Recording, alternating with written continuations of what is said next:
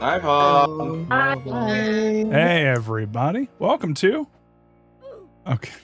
Well, at least Zazo just did the oof. Welcome That's to fine. Oof. Welcome to oof. It's time for some Welcome to Oof.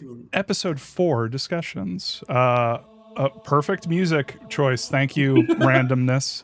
Yeah, let's go ahead and get straight down to it. Jan, would you like to go ahead and do the honors of recapping chapters 17 through 22? Yeah, and again, just as always, we're going sequentially, like the first through the last, as opposed to 0. I don't treat the prologue as 0. Just getting into it. George and Jessica are given a choice of who's a kill. George chooses to kill his family. Jessica chooses herself. They do a big fucking anime fight, and they're magically made to kill each other. Beato demands that Battler remembers his sin, then proclaims in blue that he is not her opponent when he can't say in red that he is born from Asumu. Kasumi corners Anjay on Rokenjima, has Anjay severely beaten, and desecrates Maria's grimoire. Anjay counters by killing her and her henchmen via the sisters as a means using the sisters while also facing down Eva Beato. Anjay forces Beato to return to the game table after she left and gives her life to make Battler wake up again. Then, get to the tea party. Battler investigates an island of corpses, then has a red and blue showdown with Beato. Who am I? Get to the question marks. Ben and Lambda roll around in a bed and pick apart the arguments. Can I do an actually? Actually, yeah, go for it. George didn't choose to kill his family. He chose to kill everyone on the island, which I wonder if he had killed all of the wizardly magical people, would he have even had to kill his family after that? Hey, Jules, your mic, do you have a better mic that you could use? It sounds like... Oh, God, no. Sorry. No. It's super echoey. Yeah. But, hang on, sorry. So you actually chose something worse than the thing I said. Thank you. Yeah. I have a question for you. It turns out George sucks even more than we thought. Who Bob, I have a question. What's up? We've been through a lot. Why haven't you killed me yet? We have been through a lot. Why haven't you fucking killed me yet, man? What's the deal with that? You can leave me alive. I'm a good witch. That's a good question. I think I haven't killed you because you're not real. And then you disappear. No, I like having you around. Am I allowed to say that? Hell of a thing to say. It's the CG of Battler holding Beatrice, but it's me holding you. Thing to say. But yeah, okay, so just gonna kind of off the rip, a great chapter, like really lot of stuff to think about, a lot of stuff to like kind of mull over. I have some ideas about what's that? It brought you back to life. Well, I was sick for a good portion of it, and yeah, that kind of fucked me up for a bit. But yeah, it did. It was delayed, but it was also a little. Yeah, there were some parts where it's just like, oh my god, please just get to the point. Just say. But yeah, by the end of it, it was like, oh, okay, we're on track. We're cooking with gas, baby, you know, and we're cooking Kinzo with gas. But yeah, like. I'm pretty happy where things are going. I think I'm not going to toot my own horn too much, but I think I was onto something from the very first episode. So like we could talk about that if we want to. I've got some ideas. Maybe that's better saved for like the next book club where we talk about everything when it comes to the questioner arcs. But yeah, I have a larger theory about just like the way that everything's being kind of presented, and it's all kind of in Battler's mind, and he's kind of mulling over the mystery of what happened on Rokenjima all those years ago. But the way that it's presented is like every episode is like a different series of deaths, so it just makes me curious about like which one is the real one. And there's been some stuff that happened in episode 4 where I don't know. But yeah, okay. And with that, Olo and Purpley, we're getting a little bit of some white noise. My fan coming through. Yeah, if you can mute until you're ready to Turning chat. on noise suppression. Yeah. No I'm back. problem. Is that better? Oh, it's much better. Oh, that's so Yay, much okay. better. That's Great. insanely better. All right. With that, did anyone want to just talk about general like feelings about this chapter? Uminekos? You want to just go ahead and give us your thoughts? I this was my least favorite chapter. Oh, rip. Okay. I found this one very frustrating. How so? I don't know. Maybe I'm too much of a battler, but I feel you on that one. like when we got to the point of like the crazy martial arts magic fights and the freaking like and like the loser pings and stuff like that, I was just like it was that like was- so overwhelming. I kind of felt my brain kind of start to glaze over. And It's also like the It was- longest yeah. singular chapter. Oh my that god. we've read. It's Yeah. like a 2.5 hour chapter. It was so long. It was so yeah, long. Yeah. I don't know. was This a chapter lot. was It was, just it was rough. really frustrating. And I mentioned some things to Jan that were really frustrating to me, but I mean, those might come up later. Cool. Yeah. we'll No, see. I'm happy to talk about those. Yeah, no, the more you talk about it, the more I'm like, oh yeah, no, I did hate a lot of this. I did. The fucking anime bullshit was like, wowee, holy fuck. Aw. Yeah. But then- like, I feel like It's a series of I don't like. like pits and valleys or peaks and valleys. It's just nothing. Oh but- yeah, because like the stuff with like Maria flashbacks is some of my favorite stuff in the whole thing. Yeah, and yeah, the Maria and Rosa interactions. Oh my god, just ripped my heart out of my chest. Who was just trying to talk? I'm so sorry for talking me, over you. Mel. No, Go ahead. I kind of I don't like enjoy reading fight scenes, to be honest. Yeah, So- yeah. I feel like they're like I often think they're- neat to see visually, but not usually as good to see like like really long, drawn out, self-indulgent prose. Yeah. But otherwise, this is definitely an interesting chapter structurally. Episode, I mean, structurally, just because you have the bouncing back and forth between different time points. Because you're like both having like the most compressed series of murders, I think, in the entire series so far, combined with just Anja's entire story. Because it's like, whoa, we have a new main character. We have to fill in everything about her, and also show 1998 and stuff. Mhm. Yeah, man, it's kind of a bummer. Anjay's so cool. Why didn't we just start with her? Who gives a shit She's about so awesome. Battler? Just throw Battler into the fucking ocean. Yeah, fuck you. No. Who needs him? Who needs him? Rattler, your sister's cooler than you. Well, I think, in fairness, I think he would also agree with that. But yeah, no. Yeah. Go ahead. You made the same request about Kyrie, and I think the answer is probably the same in that they'd both be overpowered in solving the mystery. It would be too smart for it. True. They would have gotten this True. F1. I forgot I said that. I forgot how astute I was in the past. Sometimes you need your protagonist to be a little bit stupid. Yeah, sometimes you need a That's guy to right. be like, maybe it was like eatable bombs that someone Oh put my in God. put in the food. Listen, Someone listen. like gobbled up a bomb and then they Listen, swallowed it buddy. whole. listen, buddy. I don't know how to tell you this, but you were talking about Kinzo poisoning them all. That's more possible than small bombs, though. Was it Mm, true? Yeah, and I Post the small bombs. yeah, I'm still a subscriber to like poison theory, or if not poison theory, then drug theory. I think my theory has always been like something is in the tea. Like something weird is happening right when, I mean, think about it. Tea parties. There's a lot of tea references. Places where people, there was that thing that Ava said, oh, you know why they have silver, silverware? It's because they're detecting poison there's just so much attention paid to it. And if you think about it, in all of the episodes, I keep flip-flopping on those.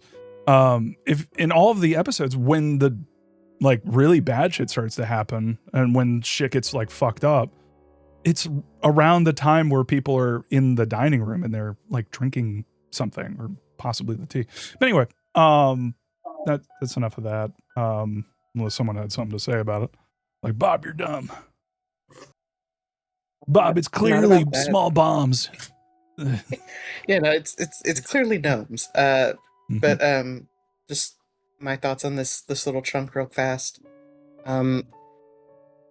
I said back in like episode 3 or 2, I forget which one. I really love it when Beatrice turns to the camera and says, "Hey, you otaku scum, you love this shit, don't you? You love this, you pigs." And admittedly, that does make me like a lot of the anime bullshit more, and it's not as mean as that.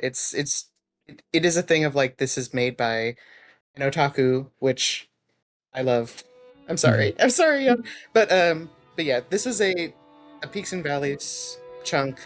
It was interesting, and I had to really think to myself and really reflect on that. Like, wow, if George was not in this relationship with Shannon that he was, a lot of this shit would have worked on me, and I would have liked him a lot, which is painful. But I have to be true. Be true to yourself. Without truth, it You cannot be feel seen. like Oh, Ryukishi's got. go ahead. I felt like Ryokishi had my fucking number, man. I think he After this got shit, yeah. better at writing the fight scenes. Like the first scene in, I think it was episode 2, where it was Cannon versus the Stake, and it's just kind of they strike and they strike and they strike, and this time there's like he's gotten better at writing out more of a strategy and tension to it. And I'd also say there's some amount of metaphor that goes into it that we can extract some meaning from the nonsense fight. Just there, I mean, for one thing, I appreciate that both George and Jessica give kind of their answer within the bounds of the test, and then they commence the anime fight scene by both saying, "But you know, this is a test to become the head of the Ushiromiya, and as the head of the Ushiromiya, we say go screw yourself." Yeah, that was cool. And like genuinely, I was like, "Fuck yes!" I like I love when the king is like noble or some shit, whatever that posting is. Yeah. I oppose monarchy, but I just love when the rightful king takes his throne. Like, who doesn't? Exactly. Alrighty. Mel, did you want to go ahead and talk about your points here? Oh, hello. I didn't expect to be first, but I guess that's how the cookie crumbles. Hello. I don't know why, but the topic I picked today was Kraus. Yeah, I don't know why The either. topic, the Kraus-centric spot. Why did you do that? Well, I guess I'll get into it. So I think Explain like yourself. no, don't worry. We'll get there. So I think like starting at the tail end of episode 3, I think I started tongue in cheek saying Kraus stocks are up. Oh yeah. Because I feel like, early on I feel like he's presented in like one of the most antagonistic lights, especially in relative to the other siblings. A bit more shady, and of course we have all the backstory of him when he was younger being like the bully to everyone, lording over them. And even like a bit of like, in episode 1 we get him like sort of like the implication he doesn't necessarily respect or trust his wife. But we see in like later episodes that got unravel a bit. Like there's more of him not see his partners. Yeah. More caring and vulnerable side to him. Like obviously he cares a lot about Jessica. He's like has the moment where he's like, "Man, I was an awful brother. I wish I could take it back, but I can't change that," kind of thing. His like fun banter with Kyrie in this episode. Yeah, the Kyrie and Kraus combo that actually kind of worked. Like I was actually kind of like I was kind of invested. It was a lot of anime bullshit. Don't get me wrong, but those moments, it was like these character interactions. Yeah, okay, I can go for this. Yeah, just like the healthiest in-law relationship you can imagine. And also just like the funny bit where like he seems like less prejudiced against like the servants than even like Natsuhi or Ava at times. Like there's a bit weird bit in like episode 2 where he's like, oh, he's like happy to see Shannon is like in brighter spirits, which I don't know, you can interpret that in a number of ways, but also like in the Golden Land sequence at the end of episode 3, he's like the one who's like chill about Jessica and George dating like Kenan and Shannon, whereas like Natsuhi and Ava are the ones going, oh no, with the pores. Yeah, didn't Krause say something in episode 4 in this episode?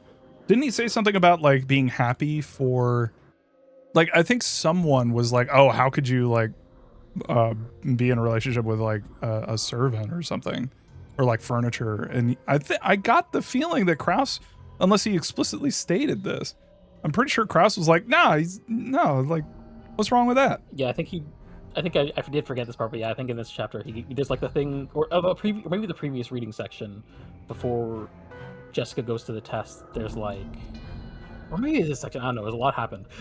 Yeah, a lot happened. One where he's just like, he does like come to understand like the feelings Kenan and Jessica have for each other, and he's like sort of gives his blessing in a sort of like a roundabout way, but also, you know, given the circumstances, a lot of things are happening. So, but he seems chill with it. Yeah. But I also thought, like, well, you know, Krause surprisingly being kind of cool is a not interesting subject of itself. So let's make this about the more important thing, which is the women. So I was like, okay, let's compare this treatment of Krause to like some of the other adult women in the story so far. Again, like compared to his wife, again, I mentioned Natsuhi. She's like seems a bit more like antagonistic to the servants on like a prejudice level a bit. She also seems like in her upbringing of Jessica, she seems more stricter and hands-on. Like obviously they're like a loving mother and father relative to other parents, I'd say. But like, you know, I think like the fact Natsuhi is like more involved means that she gets on Jessica's nerves more, even though like, you know, Krause sort of has similar expectations. And then we have like Ava, our problematic fave. Love women's wrongs, even if we, you know, do some murders to get the headship and also, you know, raise George. Unforgivable. You know, something's deeply unforgivable. At least he died. Obviously, like, Ava's done some things we consider quote unquote problematic. You know, problematic fave.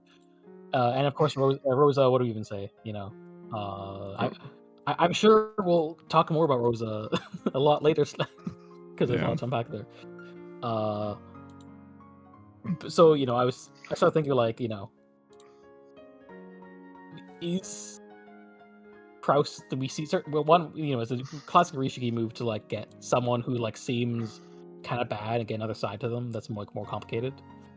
But also I was wondering like, are like the softer or nicer aspects of Krause's like personality that we're going to see, is it like a luxury he's afforded due to his like status and position, and the women don't necessarily have that luxury in a way?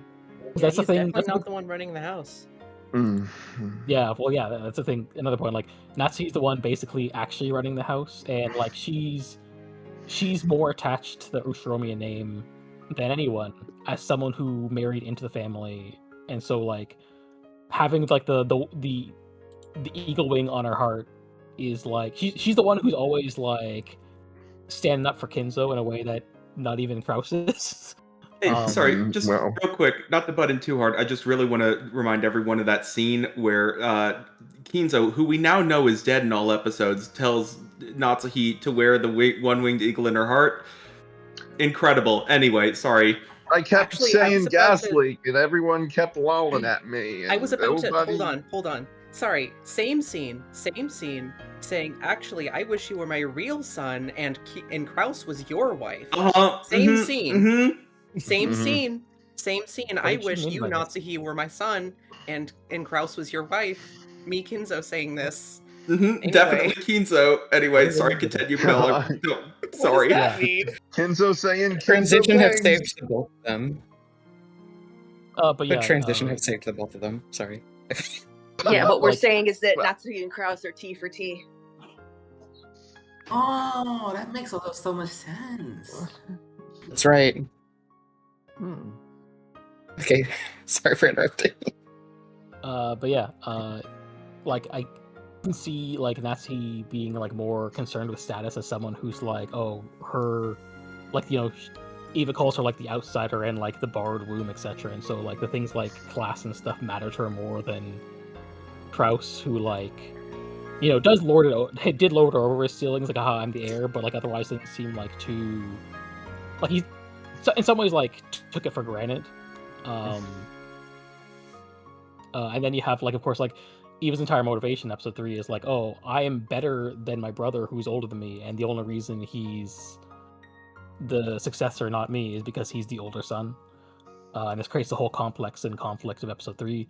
And of course, you know, Rosa's entire deal is like being, you know, one stickle bomb, and also her entire like mental state is like terrible human downstream of her, like Kraus, and also like Eva bullying her, also Rudolph too, and just sort of like there's the thing of like, oh yeah, maybe if we look at the current snapshot now, Kraus seems like maybe a nicer person, not than like necessarily Natsuki, but like more than maybe like Eva or Rosa, but also like as he says in episode 3, like, oh, my bullying had this impact, like basically his horrible behavior before fundamentally changed like his siblings in a way that he can't take back. And so like the sort of like the how much to what is he like sort of like responsible for like the wrongdoings of Eva and Rosa, and also is he able to be like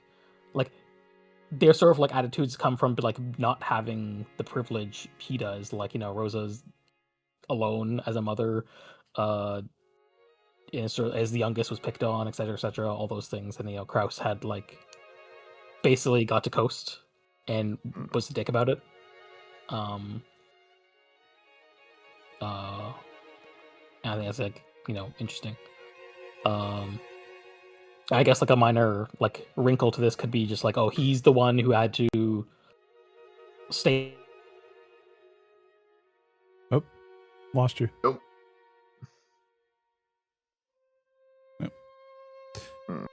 Well, like continue. Oh, there you go. You're back. Oh, what, did it disappear? Yeah, you went. Yes. You did.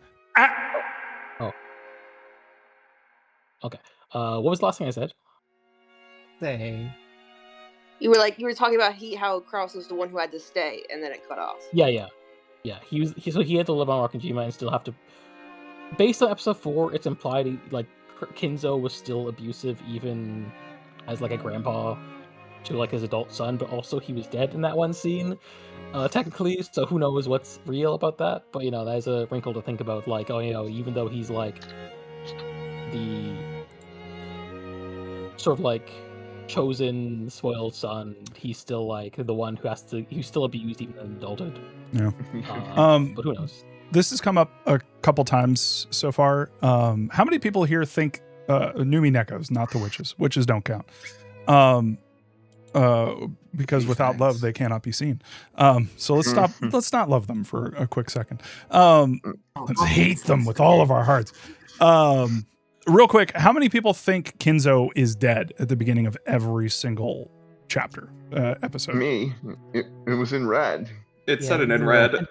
Yeah, it was said in red. Okay. There are some times where they flash back to Kinzo before the actual conference, so maybe I guess those scenes are real. Yeah, Maybe I guess that's there's a like- question of how long before the conference did Kinzo Yeah. die? Right. I think the only thing Maybe- confirmed in the red is like by the time they show up on October 4th, he is dead. But we don't know if he's alive on October 3rd per se. The game starts when the typhoon starts, right? The game starts when the typhoon starts, and like the world of the magic and the world of man sort of start to overlap. Yeah, like the ceremony. the game doesn't start when the game board doesn't start when the ship gets to Rokinjima, right? I thought Or it did. I mean, I it thought the game might. started when the episode started. Yeah, I assume the game board is the Yeah. days of October 4th and 5th.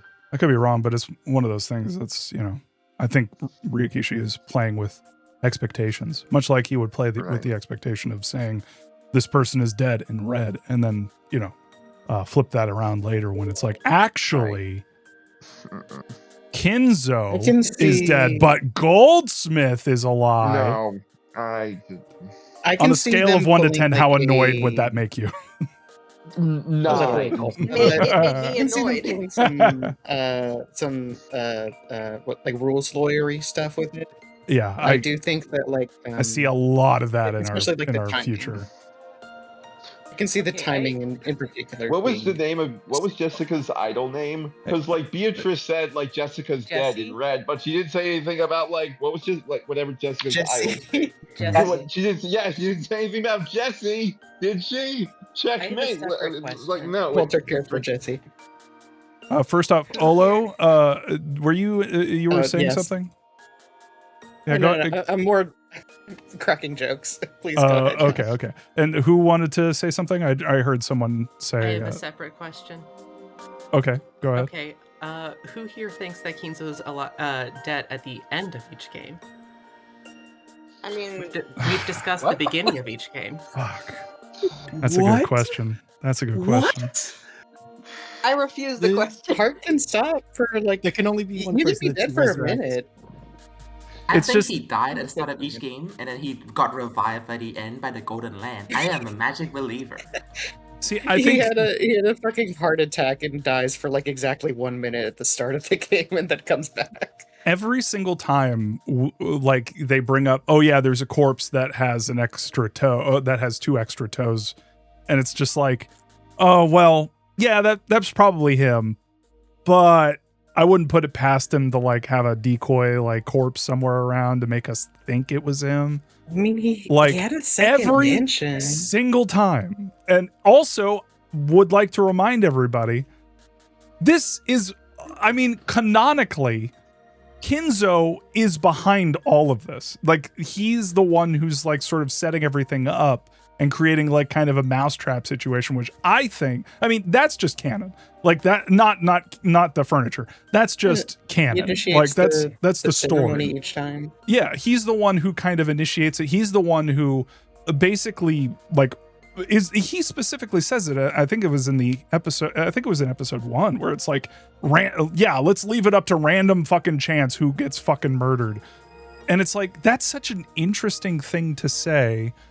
And it makes me think anyway. But what I'm trying to say is like, he's behind it. He's the one who's like doing everything. And if that's the case, I mean, don't you think that he would maybe prepare for some situation where he needs to fake his own death potentially? But did he say that in episode 1? Because he was dead. Did he say what? That he was setting everything up. Because if we're to take it as Kinzo is dead at the beginning of everyone, in episode 1, we only ever see we don't see anything like before October 4th. Sure. So we do. It's the prologue. Yeah. So I get what you're saying though, because using the logic that Kinzo is dead at the very beginning of every like episode, the red text, and using it to say that Kinzo is that man. You can say that like, who is that? Because that can't be based on the red text. That can't be Kinzo. But what I'm saying is like, if you use the idea that much like with furniture and humans on the island, if furniture doesn't count, which I'm going to suspect that the number of humans on the island is going to keep dropping. The fact that it went from like, what was it, 19 to 18 to 17 now, I think it's just going to keep going lower, and it's going to keep fucking with us until we're basically we have no other chance, no other choice than saying, oh, well, I guess furniture doesn't count as people. And definitely that seems to be like the way that Canon views himself. But Go Go ahead. Sorry, you mind if I just interject here as a wish to shoot down a red truth or something to try and shoot through this blue truth? I believe that with regards to canon specifically, it has been stated that in the wording of the red text, I will put a quote somewhere. It was stated in the end of episode 4, I believe. Lambda Delta. That do you want me to the only share one that who again? can go by the name of canon is the person himself. No other human can adopt his name, and the wording of no other human does imply that he, canon specifically, is human.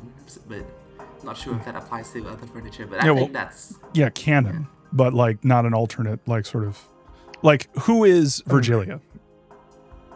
Virgilia's not real.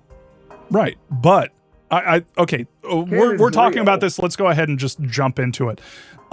Virgilia, here's the thing. Okay, how many people think that Virgilia is Kumasawa? How many people think Ronove is what's his name? Genji. I keep wanting to call him Goda, and I'm like, that is not. One is very affable and scared. One is not either of those things. But consider Ronove loves making cookies, and we all know Goda's a pro with food. Well, that's what I'm getting at. I think that this is a trick that the game is deploying. I think that like when it specifically is said, I think who was it? Was it Lambda Delta who said that like there are 3 people who are not killers. It's Kumasawa, Genji, and someone else. Goda, maybe? Goda. And it's like Nanjo. Because he was talking about the Count Battler's counterclockwise theory. So he was talking about the 3 in the room, and I think that would have been Nanjo, Kumasawa, and but Genji, think about the obvious Goda trick there. Twilight. Think about the obvious trick there.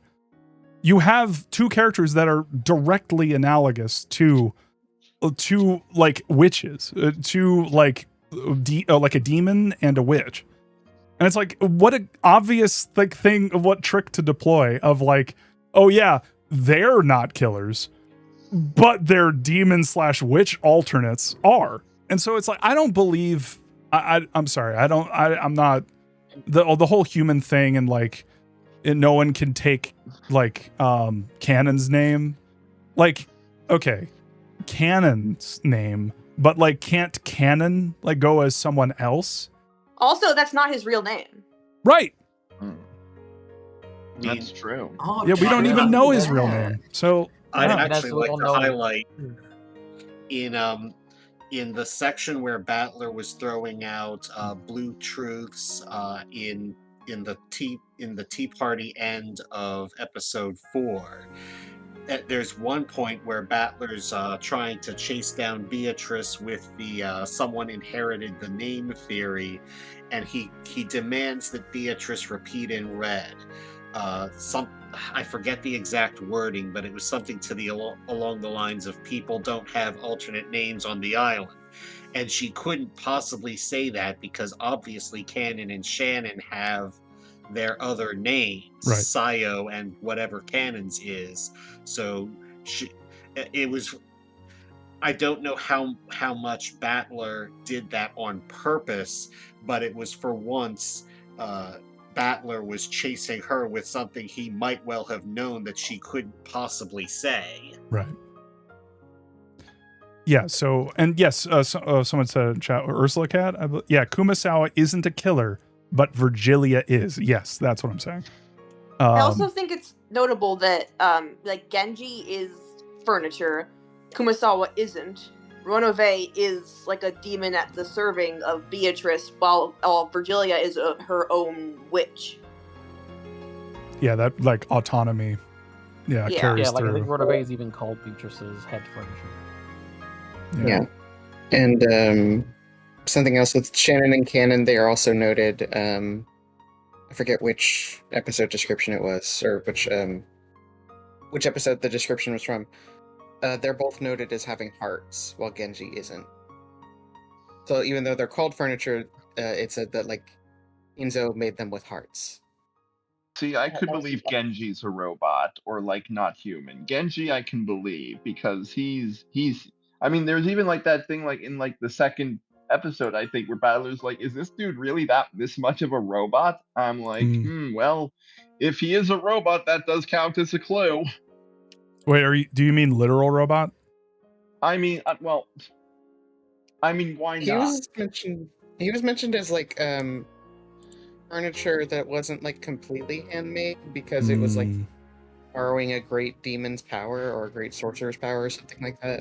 Hey, check it out. Ronave and Roomba start the same way. Well, you see. If we're talking about, I was gonna say, you see, robots aren't fantasy; they're science fiction, so it's okay.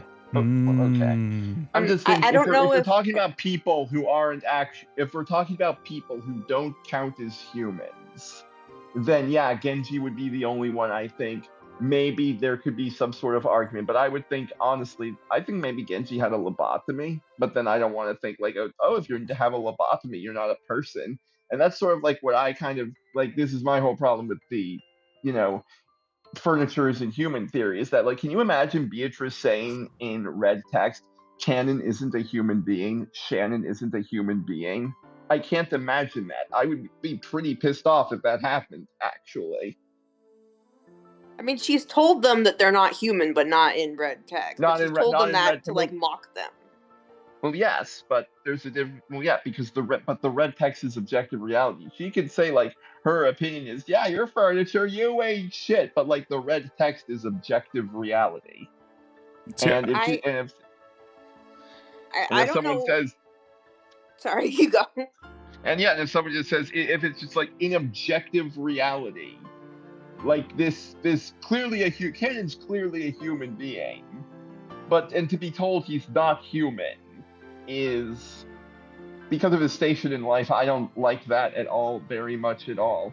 I don't know, like if he like, I don't believe, like to me that's like at that point it's just like I would rather witches and demons exist because I'd rather like it be like, oh no, because if kids like literally created Canon and Shannon to be like servants out of some summoning ritual or whatever, then witches exist and it's over. Or like and then it's stalemate. Some kind of school for where he took abandoned children. Well, yeah, but well, grooming. But I'm talking about like sorcery. Like I'm talking about like, oh, Kinzo did so well making his furniture, and like yeah, he could be talking about like, yeah, no, this dude had like an orphanage that's just like funnel labor to him. That was really fucked up of him, but kind of brilliant in a way. Or it could just be like the more literal, like, oh no, he's a sorcerer. He made them. Well, I'm reading a different translation than Bob, so I don't know if this is in yours, but in the translation I have, like on the character description pages, specifically when it talks about Shannon and Canon and Genji, where it's talking about the witch side, it refers to them as homunculi. Huh. That term did come up in the past when it was talking about Banto's backstory. I wanted to say, and homunculi. No, go ahead. Homunculi are related to alchemy and the Philosopher's Stone. The Philosopher's Stone, notably being known as something that could alchemize things into gold. So, throwing that out there, I think that they were created through some kind of sorcery, personally. But isn't that like on the witches page? And on the witches page, like there's also the 7 stakes of purgatory as schoolgirls. There's also the bunnies. Like there's also like Beatrice as the Golden Witch. I thought like the witch, the whole point of like the witch character screen or like set or that's like that's the magic explanation. That's the magic aspect. That's not real. Like yes, Canon and Shannon in the realm of fantasy, when they pull out their lightsabers, Canon and Shannon are homunculi. But in reality, objective reality, they're not pulling out lightsabers. They're not homunculi. They're human beings. Is my very strong feeling on this matter. I think it's up to interpretation. Well, for now, maybe we just got some plastic lightsabers. They're very convincing. Spire man, what if we get to the end of this game and we don't get concrete answers? How pissed will you be on a scale of 1 to 10? On something like that, 9. I want to know who did it, how done it, and why. And I'm saying, I think the point of the story that we're playing right now is that you don't always know the answers, and that you should be prepared to not get those answers. Kind of like, the reason I'm saying this is because the writing in Silent Hill F is very specifically about lending itself to interpretation. And I think at playing Higurashi and playing Silent Hill F, I think there's a marked difference between those two. And I think Umineko being sort of the connective tissue there, I'm just going to say, educated guess, I'm not holding my breath for like concrete answers like, oh, Beatrice is actually Rosa and she's fucking killing everybody because her daughter hates her or something. I don't fucking know. But yeah, anyway. I also just realized if my tea party thing is correct and there's something weird about the tea and all of the fucking tea, that would mean remember when Rosa, when she was young, remember when she met Beatrice? She was drinking tea. If Has she been drugged this entire time? If the resolution to this story is the real answers were the friends we made along the way, I will be pissed, and I'll also be questioning like why this story would be so acclaimed. Because I don't think a mystery story this long that didn't give concrete answers to most things would be seen as a satisfying work of fiction by most people. So to be clear, I do.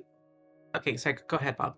To be clear, I'm not saying that the entire story won't have answers. I'm saying that there are probably going to be, in my mind, like Silent Hill F, there's like a canonical sort of reading of it and like a heavily implied like reading and like theory, but I wouldn't put it's kind of like, I kind of liken it to, who was the, what was it? What's his name? The Ripper? Jack the Ripper. Yeah. It's like, who is, I heard that laugh. Who laughing at me? God damn it. Wait, was that Rachel upstairs? I think she might be, laughing. Anyway, anyone in call laughing. Okay, maybe I'm just hearing. Maybe I'm going crazy over here. It's fine. Anyway, so moving on. Is Umineko serious secretly about circumcision? Yeah. I forgot what I was going to say. So secretly, if I may. So there's a lot of different types of answers and a lot of different types of questions. There's definitely like things about like the individual like modular mysteries within each, episode. There's definitely like the mechanisms of like the individual, like, okay, how was this individual murder done? Then there's like the aspects of like what's the motive of this and that individual aspect here. And then there's the overarching themes about like, do we get answers about like this larger scale thing? There's like emotional answers and things like that. So there's a bunch of different aspects that you can approach this from, and I feel like there's definitely a lot of different ways that you can approach this from. So like I don't want you to like come out of this thinking like, oh no, you're not going to get anything out of this, or you're going to like, oh no, I'm going to have everything answered. Like there's a lot of different, so many different ways you can look at this. Like there's a lot of different like very small, minute, questions and puzzles you can look at, and there's a lot of very broad, abstract puzzles and like character. I guess you could call them puzzles as well. Like there's a lot of different filters you can apply. So like whatever answers you're looking for, I think that there's a way that you can try to engage with it. Yeah. So the thing I'm trying to say, Spider-Man, is not necessarily that there are no answers. It's that you need to be prepared to like come to those answers with your own logic and with your own like by yourself. Because for me, Silent Hill F is largely about like interpreting it for yourself. And I think that's one of the things that it could be. I'm thinking that one of the reasons Kinzo did all this shit in the beginning, potentially Kinzo, might have been someone else. I don't I don't know if, he's actually dead or like, I don't know the specifics, but whoever started this, I think that was the point, is to create a mystery that doesn't really have a solid answer, so that it makes it so that it's an endless thing that you constantly think about. I think that's where we're driving. I think like I'm getting a very strong feeling that that's where we're headed. So I don't know. I could be wrong too. I mean, fuck, it could have, like, it's called a fucking answer arc, although apparently Yeah, it's I was not. gonna say. So far, it's not. It's not. These ones don't get the answer arcs. It's funny because Jan, it is, because on Steam that's what it's called. But I totally get where you're coming from, because I would also say that it's not entirely unfair of them to call it that. Like, but I get what you're saying. It is a translation. From what I understand, it is a translation. Fucky wucky, I believe, is the technical term. I'd say this is what the second half of Higurashi was called, so this is what the second half of Umineko will be called. Yeah, more specifically, it's like elaboration or development or like something along those lines. Gotcha. But I feel like it's not unreasonable to say that it's not fully unreasonable for them to have called it that. The elaboration arcs. I don't think we're going to get answer arc is fine. I don't think we're going to get answers to every little thing, but I do think that just like basic fundamental things of like, who done it? Yeah, I think we'll learn that. I'm kind of with you on that one. I think the big strokes are going to be answered, but one of the ones that I'm not holding my breath for is who is Beatrice? Like, I think that was a big question that came up at the end of episode 4, and it was the question. I think of any character, Beatrice is the one where I'm not gonna lie, I kind of be disappointed if they just said, "Oh yeah, Beatrice is like Rosa." Anyway, moving on. You love coming back to Rosa. You love thinking it's Rosa, though. I mean, it's okay. If we're getting right down to brass tacks, like, I mean, Maria, Rosa. I mean, if you just look at the tech, if you don't put any creative thought into it, if you just said, shoot from the hip, you have all the information from this game, who is Beatrice? I would shoot and say it's Rosa, because we've had Maria say, oh, there's bad mommy and then there's good mommy, and bad mommy's a bad witch. And it's like, she has so much interest in witches, it makes me think that what happened with Rosa and Beatrice, maybe like when she saw Beatrice, the real Beatrice, die, that maybe she took on that aspect of her into her personality. Maybe she tried to become Beatrice in order to I don't know, some fucked up thing that happened, and then that would lead into some problematic shit, which would result in Maria becoming being a person who exists. Not going to elaborate on that one. No, you keep throwing that out, and I've just never felt that. Why not elaborate, Bob? Because I don't want to. We talked about repressed stuff. I'm repressing that one. I don't like it. Well, I when you say you don't think we're gonna find out who Beatrice is, I disagree, because I don't think Beatrice is secretly Rosa or whatever. I think we're gonna learn the backstory. I think Beatrice is her own character, and I think we're gonna learn her story. But I don't think that it's gonna be revealed, oh, Beatrice was actually Ava or Rosa or whatever. I think we're just gonna learn what her deal is. Mm-hmm. I mean, I did make the joke in chat in the Discord chat about just it's like when Homer goes on that episode of The Simpsons where Homer goes on the vision quest and then he wakes up and he's like, oh, I dreamt I was in the desert, but oh, maybe this sand trap was just the desert, and that pyramid I dreamed about was just the pro shop, and there's this pro shop on top of a giant ziggurat, and I don't feel we're going to get that. I don't feel like we're going to get one-to-one answers for here's what the bunny sisters were. Here's what the stakes. I think we're gonna get a concrete answer to the bunny sisters, because they are being exactly set up to just be weapons, literal weapons.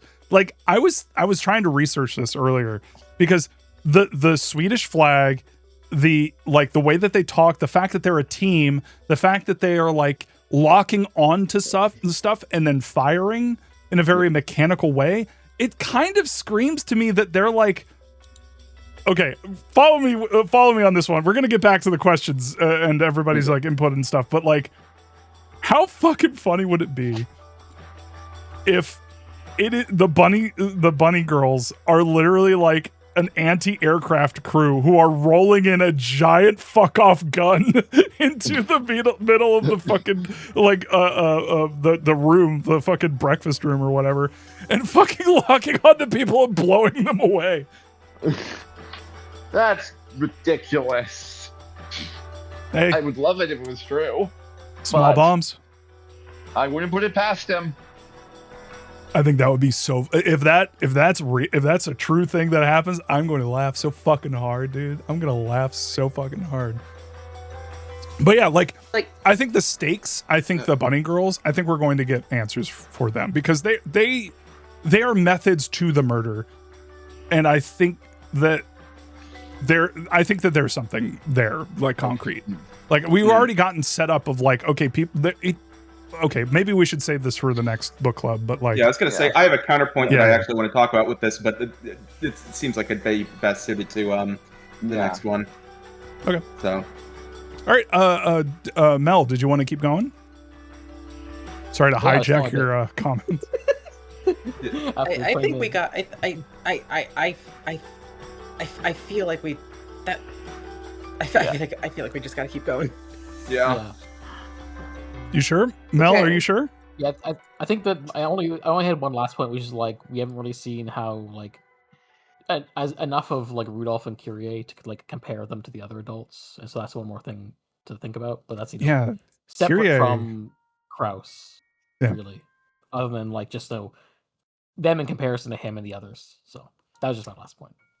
No, you're totally right on that one. Kyrie, I feel like we need way more with her, especially now that it's. I don't know if you all are reading between the lines here, but like, is Kyrie Battler's like real mom? And he's just been. I think so. Yes. I mean, that leads on to my category. Okay. Unless there's a random third woman. Well, because that was what I was talking about is, hey, Asumu, girl boss, what is your deal? Because I don't know about everyone else, but the whole reveal of, like, Battler is not actually Asumu's biological child, that came out of nowhere for me. I had, like, no inclination that might be something that would be revealed. And so I'm just kind of wondering, like, what the reason is for this twist, because clearly, well, because I wrote, like, he clearly doesn't remember something, or, like, something wasn't important enough for him to, like, note in his head. So clearly there is some iffiness about what Battler's childhood actually was. But like the whole thing with Kyrie was what's the name of the NB demon? Which one is that? Leviathan. Leviathan? Yeah, because I think it's Leviathan. Kyrie had the whole showdown with Leviathan about basically saying that Asumu had baby trapped Rudolph. And I feel like she would have no reason to lie to Leviathan, right? So that makes me think she doesn't know. But I don't know. I feel like we really need to learn more about what Asumu is up to, what her deal is, because this whole thing is very confusing, I guess, to me. Yeah. I'm just curious. Do you know what she looks like? Yeah. Do you think Asumu like did Kyrie say that they were trying to have a child, and then like there's maybe a stillborn or like what? I was going to interject with it. What Kyrie said was that her and Asumu got pregnant at around the same time, but Kyrie had a miscarriage. See that right there. But then what would the point be? I don't know. I also maybe Asumu fucking hates Kyrie too. Like maybe they. I mean that's possible, but like maybe she's a girl there's boss. Like a she gate technical. Go ahead. There's a difference between miscarriage and stillborn. Like I looked into this because I was also thinking about it. Miscarriage essentially is like before the end of the second trimester, I want to say, and then stillborn is anytime after that. So if it's, which granted it might be like a translation thing. I don't know how like specific they were in the original text. If it's miscarriage, then that means that she lost the pregnancy early, or like somewhat early. Olasumu didn't. Was the red text about? Do we have any red text on who Battler's father is? Does it I think it was Rudolph. Do they specifically say it's Rudolph, or do they say that he is a descendant of There is Kinzo? a document that we shared. Yeah. Because if it's a descendant of Kinzo, there's something fucked up that might be happening. Angie's argument is that he's valid because he's Rudolph's son. That was exactly what you said. Have we considered Rudolph Empreg? Whoa. I was... That first off, that's a very funny joke. I appreciate it. Second, it's also serious and real, and we should take it seriously. And it is, I'm submitting it as Blue Truth.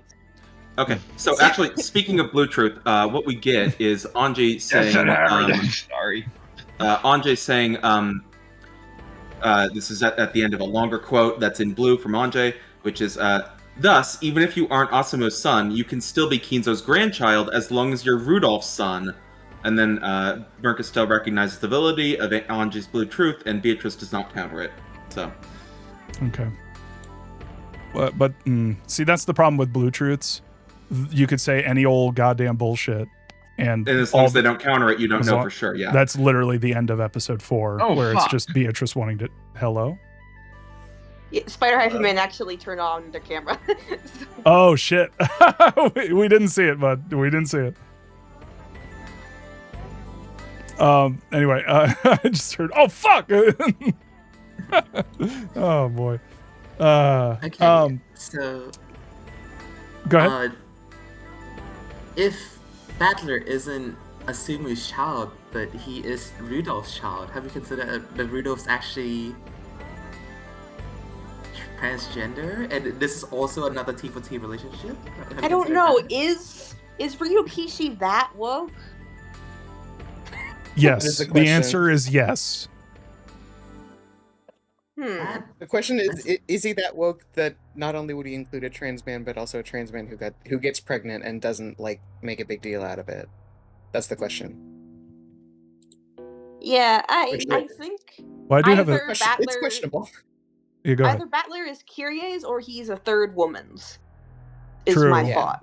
Or and one of the few things we know about Rudolph is that he's kind of a womanizer, or like a serial philanderer. Yeah, didn't Kinzo say something about that? Yeah. Did you just call Rudolph a whore? I started saying it, and then I was like, "Wait, I don't know if you're fine with me saying that on here." It's like, hey, say what you feel. You know, I'm down to submit a whole lot of things as Blue Truths. If you want to submit that to the witches, you know, they're free to knock it down to red text. Obviously, I mean, that's more or less all we've heard about it. Yeah, he's a woman. I think the word is womanizer. Go ahead. Well, you know, Kraus would joke about that, and Kyrie say, "Well, yeah, he can't defend himself because he's in heaven."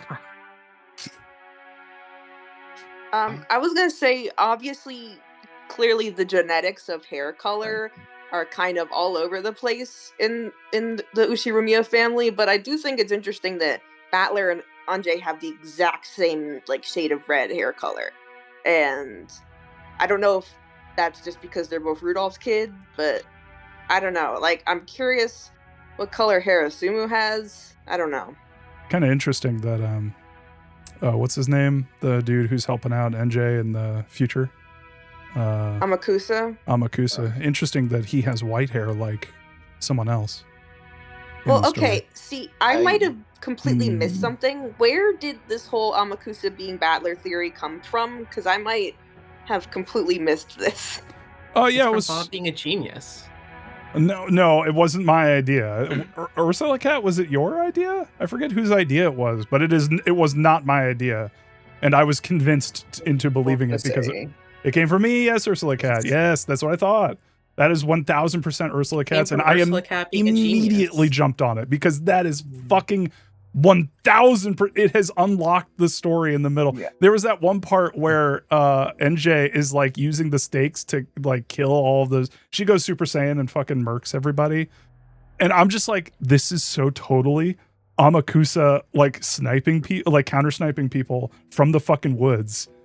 And it totally fucking works. It works. It's clicking into place in ways. But why would that mean him being Battler? Because it's cool. It's cooler. It kind of mirrors the thing too, where I guess Anjay didn't know that Fowler doesn't know that Anjay was Anjay, and now it's the opposite. Yeah, I don't know, because to me, I don't know. I had the vibe that Amakusa was flirting with her, but that might just be me. No, I didn't. And if that's the case, I hope he's not Battler. No, I think the Battler flirted with Maria. I know. I know.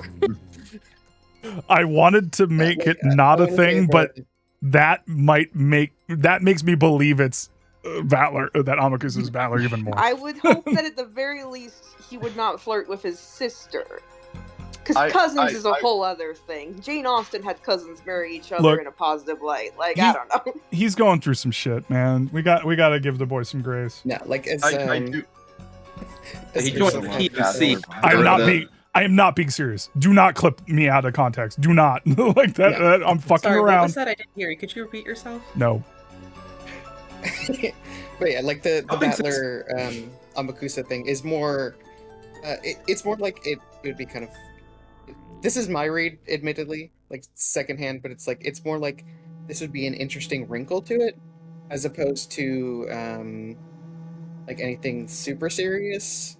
And it's also like what was the main thing? It was like that Battler is like his body is not there, like he's disappeared, or each time he dies, he's listed as missing. Yeah. And Amakusa is like roughly the age that Battler could be, maybe, kind of, sort of. It's a very fuzzy thing, because it's like 12 years after, so he'd be like approaching 30, and I don't think we have a solid age on Amakusa. Yeah, and it's more like to quote Ursula Cat, it's like, I wasn't actually trying to do anything, it was a joke. Slap me and tell me to go to hell. One of Battler's sin is working for Blackwater in the future. It's a separate theory. That's the other thing. It means that Battler would be working for Blackwater in between. Yeah, I think that's his name is Battler. His name is Battler. It's Battler. It sure is, Bob. I want to believe my boy wouldn't do wait that. to talk about that. He's okay. I think that one of the things. Maybe we should talk about this for them. You know what? Yeah, let's table this. Let's table this. Let's move on. I will say, the sort of baby trapping thing. There is another aspect of this that we briefly touched on with Beatrice, and I'm just realizing you could apply that to Battler as well, potentially. Which is we were talking. Well, I think it was mostly me, going fucking insane and saying like, is it possible that like Beatrice is some kind of like test tube baby, like you know, not necessarily being not born through conventional means? Could that be applied to Battler potentially? Or are we sci-fi? Yeah, I think that there's a little bit of sci-fi in here. I think there's a little wiggle room for some siffy. Just like maybe another Yukishi mystery story, which is will not be named. Yes, no, I have no idea. Silent Hill F, probably. Yeah, that's a science fiction series, right? Sure, there's science fiction in there. Actually, I don't think there is. Oh yeah, yes. Thank you. Yes, UFO. Also, hi, Mopaxi, first time chat. Sorry, everyone talked at the same time. What was that? I said that ending did not happen. Oh, you didn't like that one? You didn't like the weird sex jokes? You didn't like those? Yeah, no, they sucked. They were bad. Yeah, they were pretty bad. All right, Jules, I am so sorry. Please continue. I mean, I don't know how much else what else I really have to say about it, because I don't have that many theories at this point. I just was very surprised by this reveal, I Mhm. guess. And I'm very curious what function it will have in the story going forward. Because obviously there is a reason that this twist happened. And so I'm curious why, I guess. Barbasol, hey, we're talking. I hope everything is going good. But yeah, we're getting down to brass tacks. We're almost, my God, we're almost done with Umineko. Did you guys realize that? We're almost Well, we're done. halfway. We've only got like half a year left. But yeah, no, you're totally right. Like this, okay, so I'm gonna posit a theory. I'm gonna blue text this. You know how I said earlier, like in a previous stream, that I think Rikishi is bringing up like ways of thinking, but applying them to certain situations that may not necessarily be accurate. I think that's what's happening here. I think that Battler getting fucked up is useful in understanding how easily you can fuck up this idiot. But also the fact that that multiple things are brought up here. One, it's not just that Asumu isn't Battler's mom. It's that someone could have taken Battler's name in the years that he was missing. And all you need to do is have one person take his name for any of those years. One person, I think in the chat, someone said, was it Ursula Cat who said like it could have been Canon who pretended to be Battler one year. And it's like, these things could happen. I think what I'm trying to say is I think that this is being strategically deployed here and you're being misdirected. I'm saying that, in order to tell a story about witches, Rikishi's deploying a little magic, a little sleight of hand here. That I think that this is being used to get you to focus on who's Battler's mom, when really that's not the thing that is important, that is really important here. The thing that is really important is that there is a gap of time where even Battler is like, wait, it fucks him up so bad he doesn't, like, he's convinced that he isn't himself anymore. And it's like, I don't know. So fucked up stops existing. Yeah. I mean, honestly, like, your mom is not your mom would do that to me. Like, my mom's my mom. You son of a. I'm gonna come over there and I'm gonna battle you. Put him. And like, especially because so much of his identity is around this conflict he had with his dad about like, so much of his last 6 years of his life really have been defined by you motherfucker. You, as soon as mom died, you remarried, and now it's just like, that's not your mom. What? And then I think. See, here's the thing. God is desperately trying to put an image on the screen through the top. Who is? Jan. Scroll down. Scroll down. Is yours not a live version? Very scary. That's very scary, you motherfucker. That is some Ringu shit right there. It would have been so funny if you got it to work. Should I refresh? Why not? I'll refresh. If you want. The colors are inverted, but hey. Okay.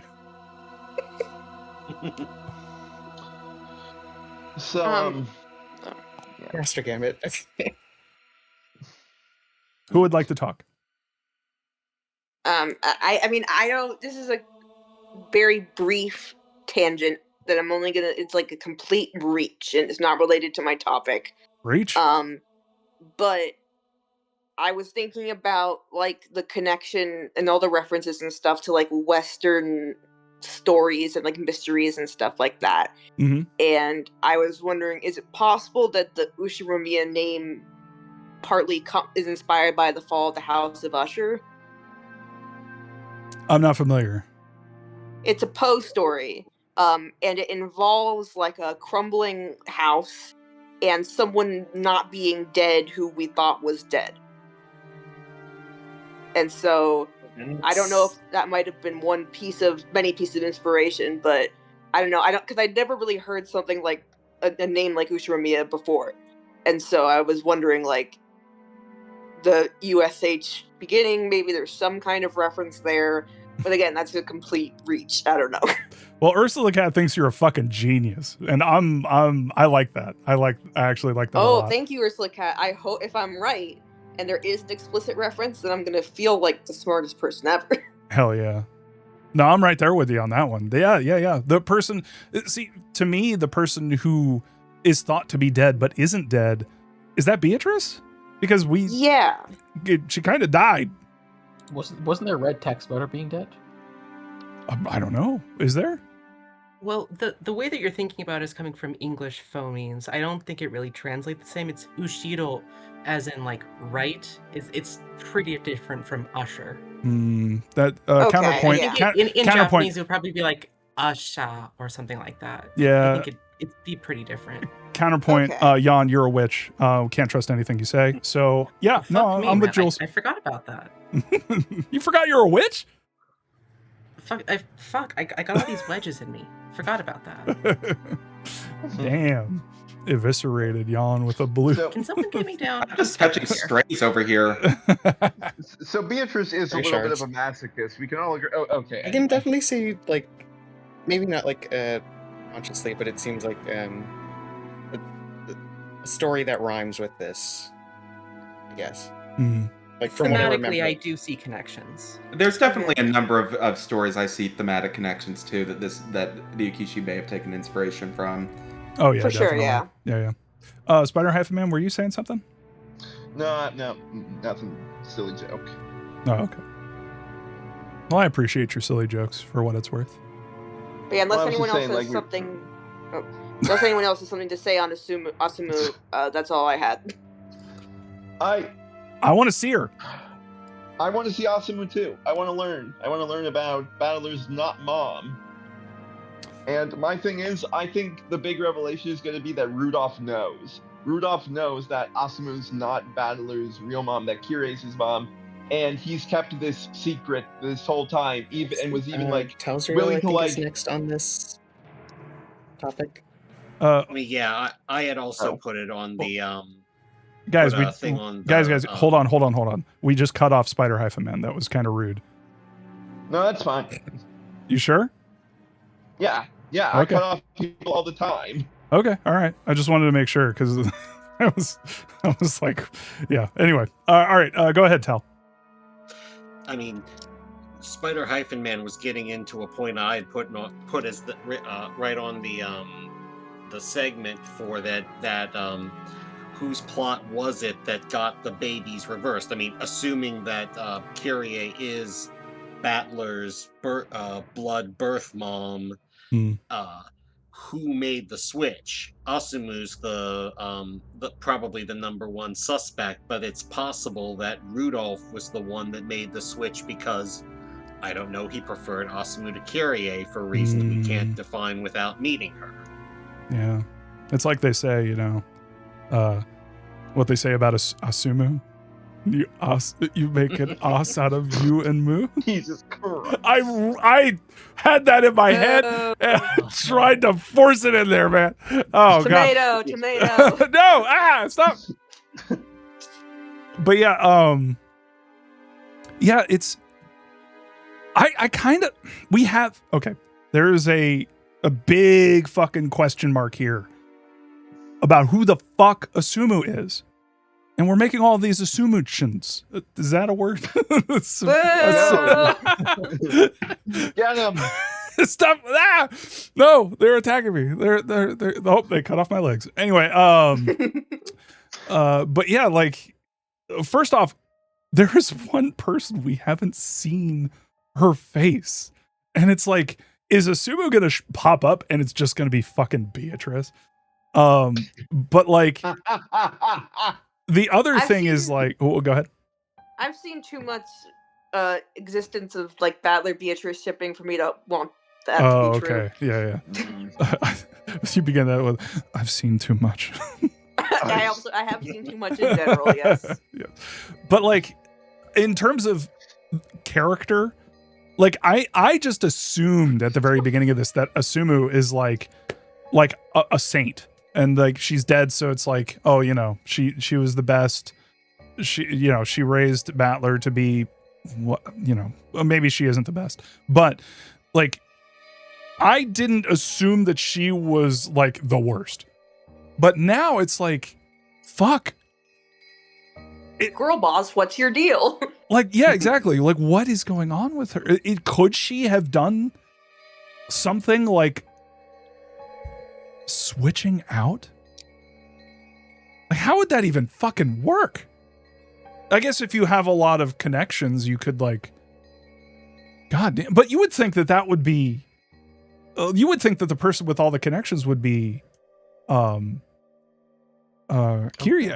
right? But then again, I don't know.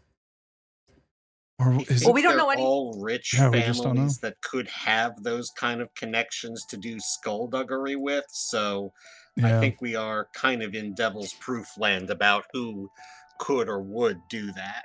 Yeah. All we know about Asamu's family is that she has a mom and a dad that Battler spent the last 6 years with. For all we know, that's not even her parents, and that was also a lie. But who knows? Yeah, I don't know. Questions abound. All right, Tal, you want to keep going?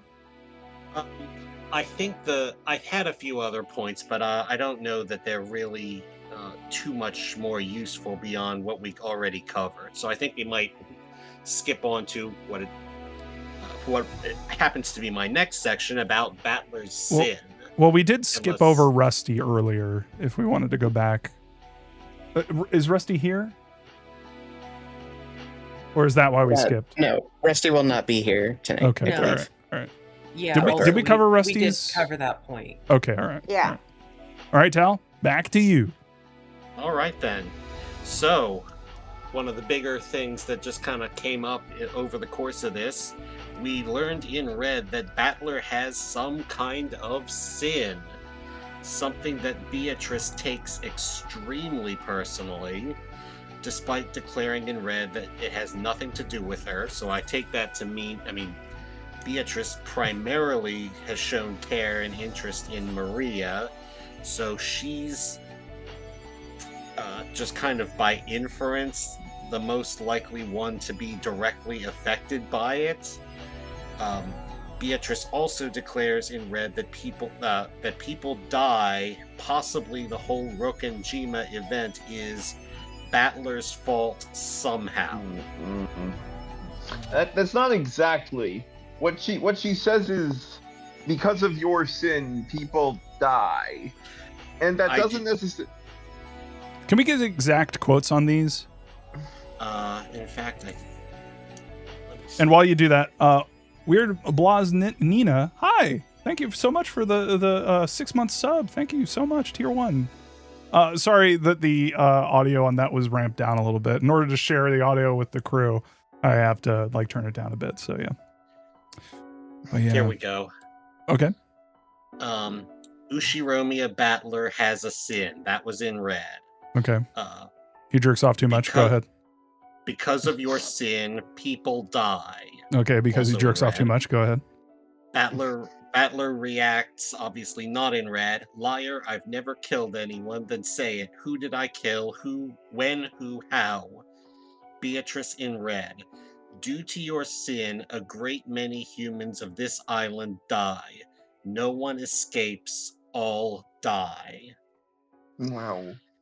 So, as you were starting to say, I agree that it's possible that Battler caused some other grievous, inescapable event than the Rokenjima event that we've been discussing this whole time. But at the same time, a great many humans, no one escapes, points fairly strongly to the current Rokenjima disaster event, whatever we want to call it. My theory, my operating theory right now, is that Battler, as a child, as an 11 or 12-year-old child, did something he knew was wrong as part of a reaction to what was a traumatic event that he has suppressed. And that thing that he did was part of a chain of events, was a crucial part of a chain of events, one could even say, that eventually leads to whoever the culprit on Rokinjima is deciding, you know what, I'm going to kill my whole damn family. I really hope it's not a suppressed memory, because that feels cheap to me. I don't know. I think it might be more innocuous, like, Battler accidentally tempts everyone to be really money hungry and to go for the fortune. I mean, we have the 7 sins right here on the island. We have the 7 characters, 7 sins. Which one do you think it is? I hope it's not lust. Let's see. I don't know how this can be the case, but like my gut is telling me that whatever his sin was, like his sin was that he somehow made Beatrice cry. Like, that just feels right, but I have literally nothing to base that on. But she said it wasn't to her. Yeah, that's also another thing where it's like, I don't know if that's probably not right. Yeah. I feel like it's something in the neighborhood of that somehow, but One again, thought this is just I had. theory. One thought I had was that it's possible that Battler somehow said something that put Rosa in a bad mental state that flowed downhill to Maria. I mean, we're kind of in vague theories on that thought, but that's something that, I mean, if Battler did or said something that that unbalanced Rosa more than she was before the sin, it's possible that would both injure Maria and cause Rosa's scheming to spiral more out of control in a way that reacts with everyone else's scheming to cause the event.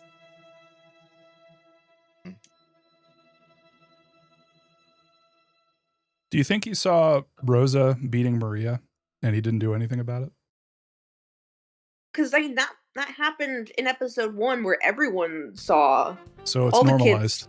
Yeah. What so I don't... music? What is this? Monochrome clock, baby. God damn it. When does this play? Oh, this is when they go to the golden saucer. What? You don't like Mzaki? I'm a Goose's thing. There, that's more appropriate. Soul of Soul. All right. Yeah. By the way, for the next book club, we should totally like rank music too, because there's been some fucking bangers in this shit. How long do you want the next one to be, man? Dude, it's gonna be like a couple days. Like, I'm not even fucking around. Like, it might be a part 1, part 2 situation. Like, it's gonna be a lot. Straight off taking off work. There's a lot to talk about. We've been playing this game for like half a goddamn year. Honestly, I don't think that's a bad idea. It will especially give you a little bit of time off before starting the next part, and like that's probably good to just give yourself a breather. Give everyone a breather, yeah. Yeah, exactly. Someone was talking. Who are we talking over? Mel? No, not me. Oh, okay. Yeah, like definitely. I mean, all of our reactions when Rosa was beating Maria, like we were all like horrified. Like, I'm speaking for the group, but I think I'm accurate. Yeah. And I think that anyone like seeing that kind of shit go down, like maybe not in public because I don't have as much faith in humanity as I wish I did. But in your fucking family, like seeing that shit go down, like at the very least George saw that happen. And like, I don't know. When I think of the sin, I think of like stuff that we consider to be atrocious, but has been normalized. Has like, there's, and that's the thing that comes to me. And especially with the way that Beatrice is shown reacting to Maria and how she's like, she loves that kid. And I mean, who the fuck wouldn't? Maria's the best. And by the way, I think I've said it before. I'll say it again. If Maria's the one who's killing everybody, then have fun.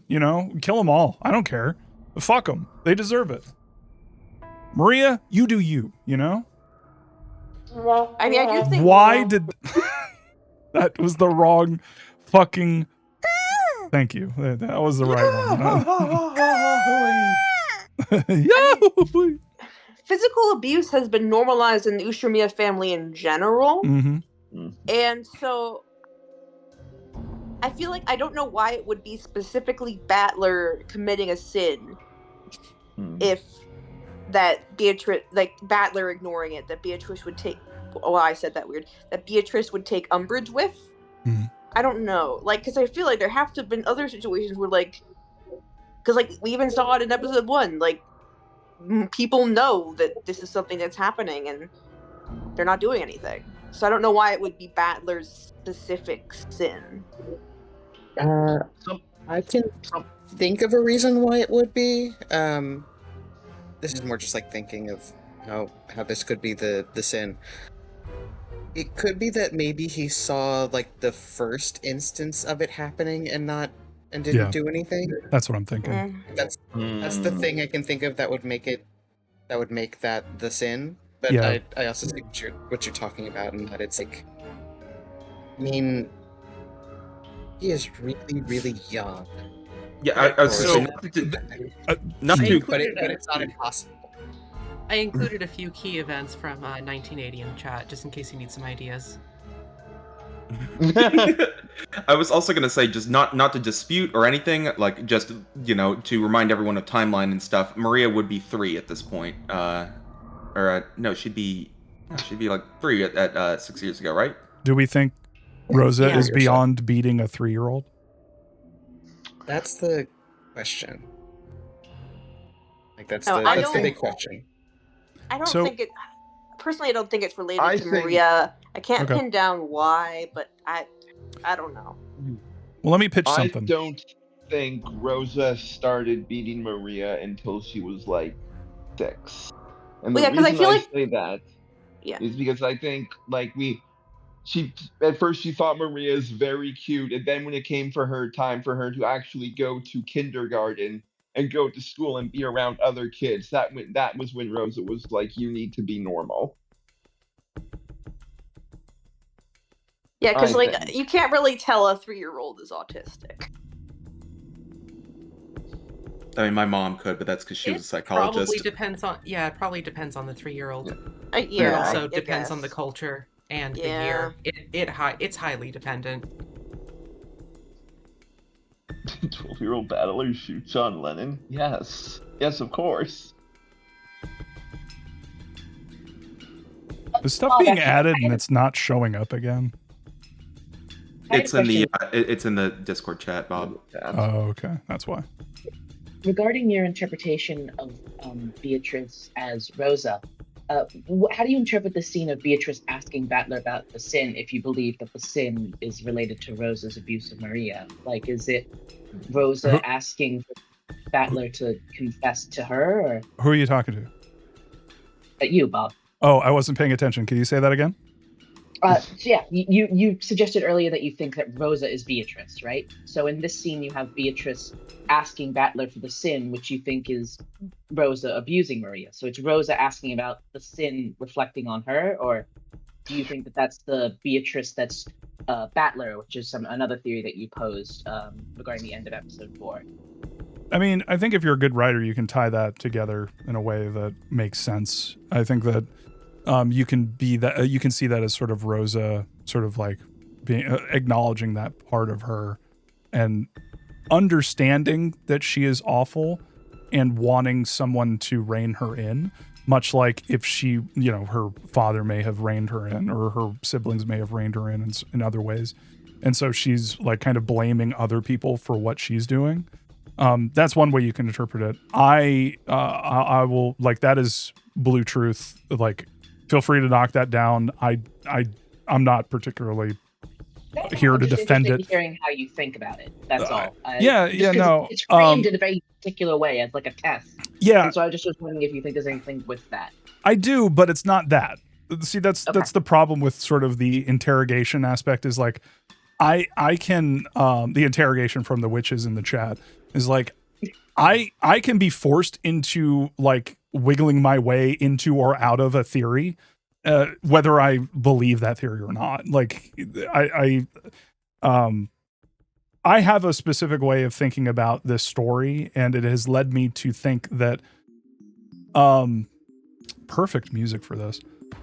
I think, okay, so the thing that struck me about when Beatrice was talking to Battler is kind of the no fuss, no muss, like sort of getting right down to brass tacks. Like, I am going to tell you things. I'm going to tell you something in no uncertain terms. You committed a sin. It has caused so many people to die on this island. You, because of this sin, people are dying. And I immediately felt that from like a way that a traumatized person will blame themselves for the awful shit that happened.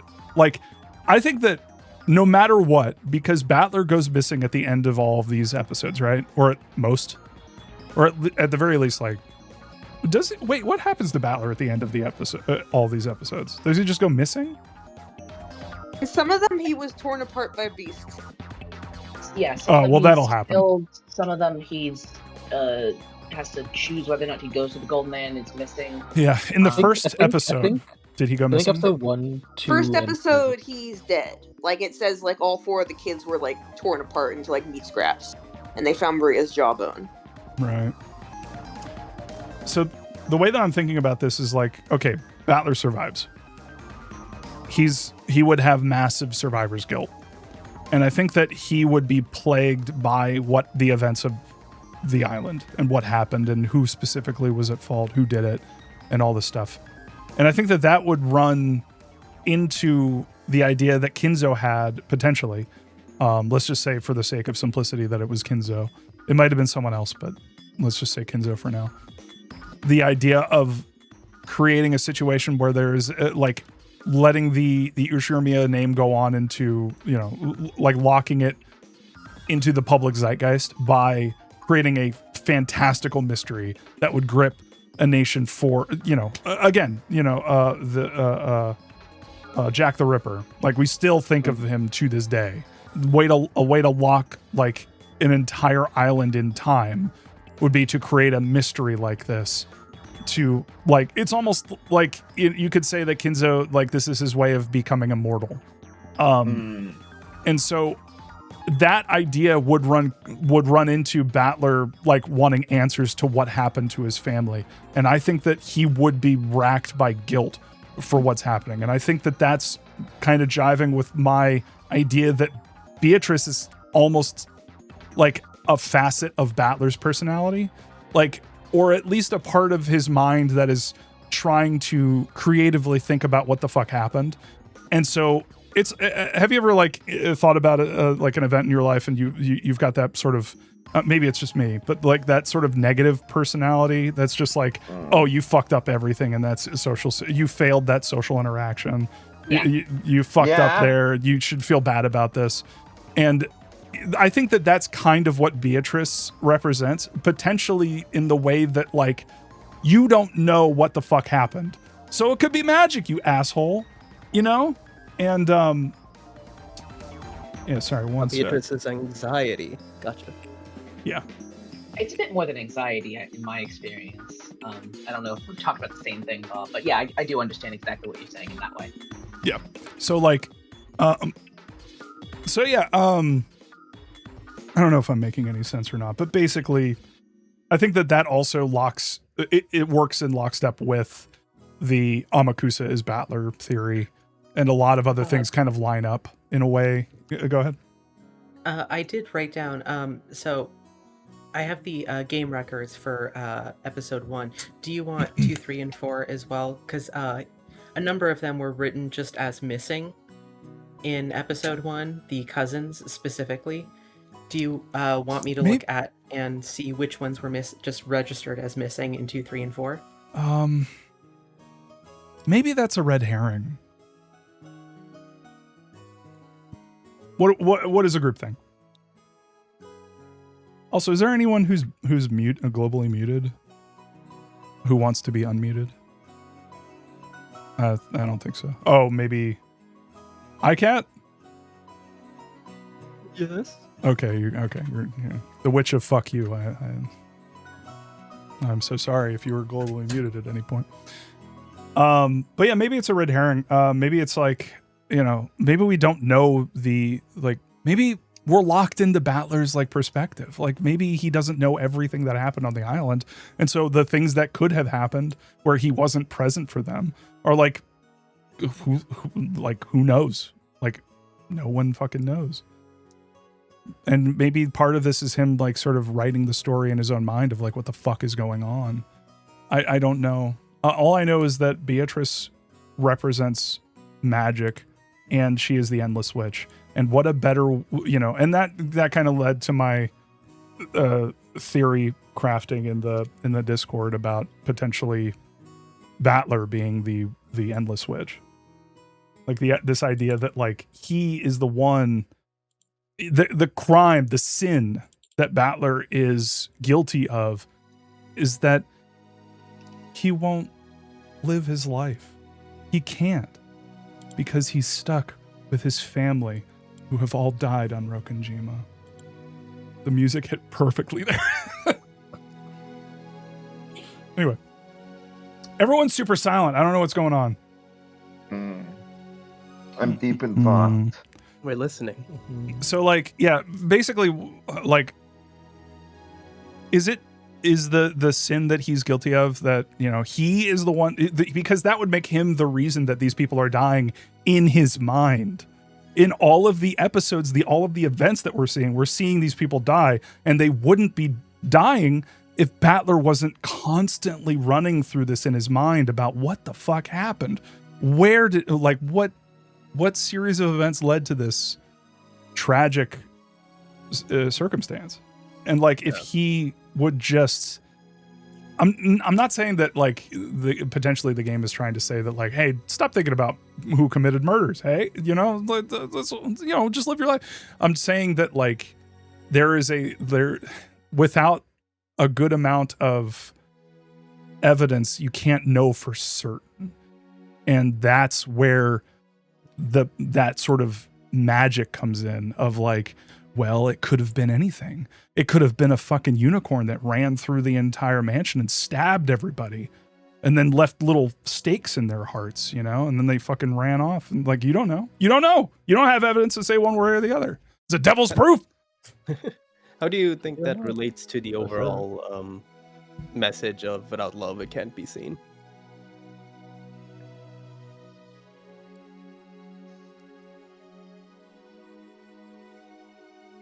Without love, it can't be seen. Could that be related to without love?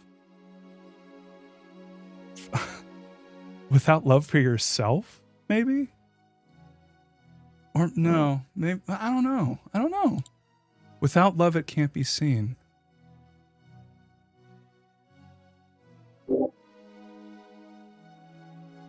I don't know. Not trying to cut you off, but I think I just want to flag that I think we should also come back to this for the question arcs. Yeah, probably. Yeah, also, we are falling pretty far behind on schedule here, and UT Ultimate Trainer has a topic that I think we should probably get to.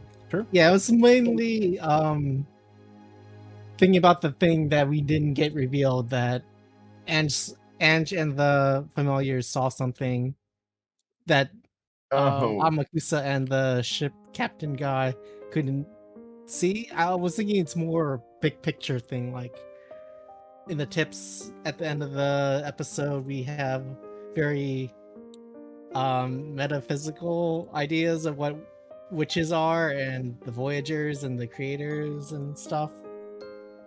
Maybe they couldn't see it because they weren't thinking big picture enough. But yeah.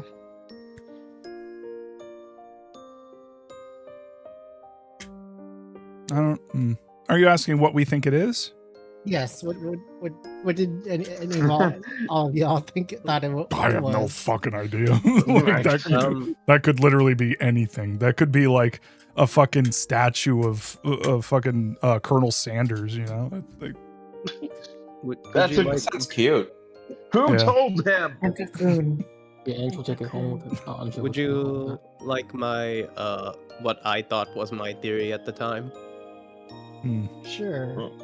Maybe. At the time, when I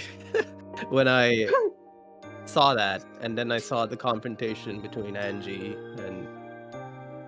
and Beatrice in the garden. Did you hear that? Yawn exploded.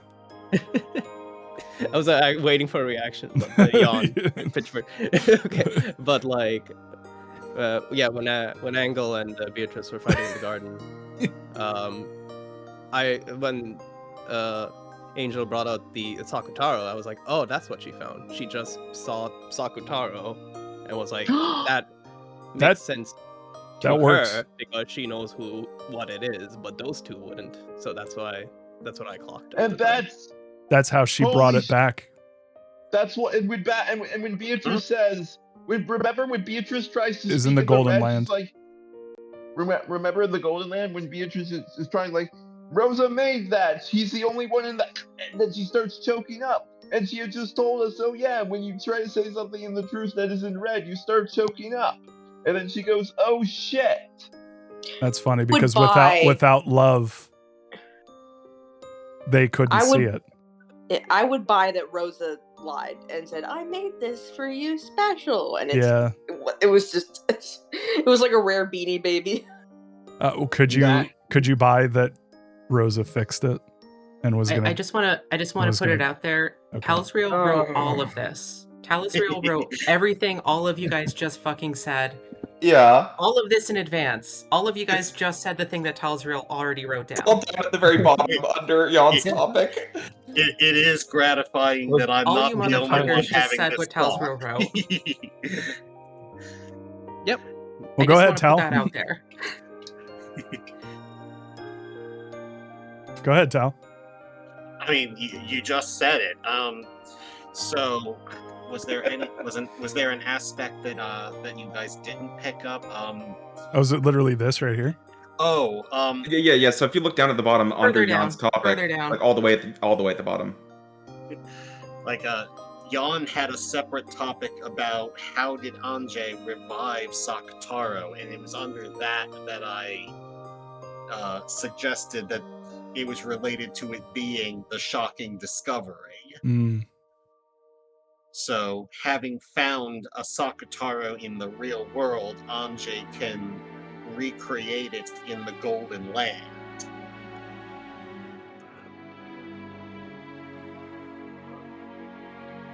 And yes, like you were saying about the rare Beanie Baby, I at least give Rosa credit that she didn't find a common doll that Maria might have run into when she went to the store for food.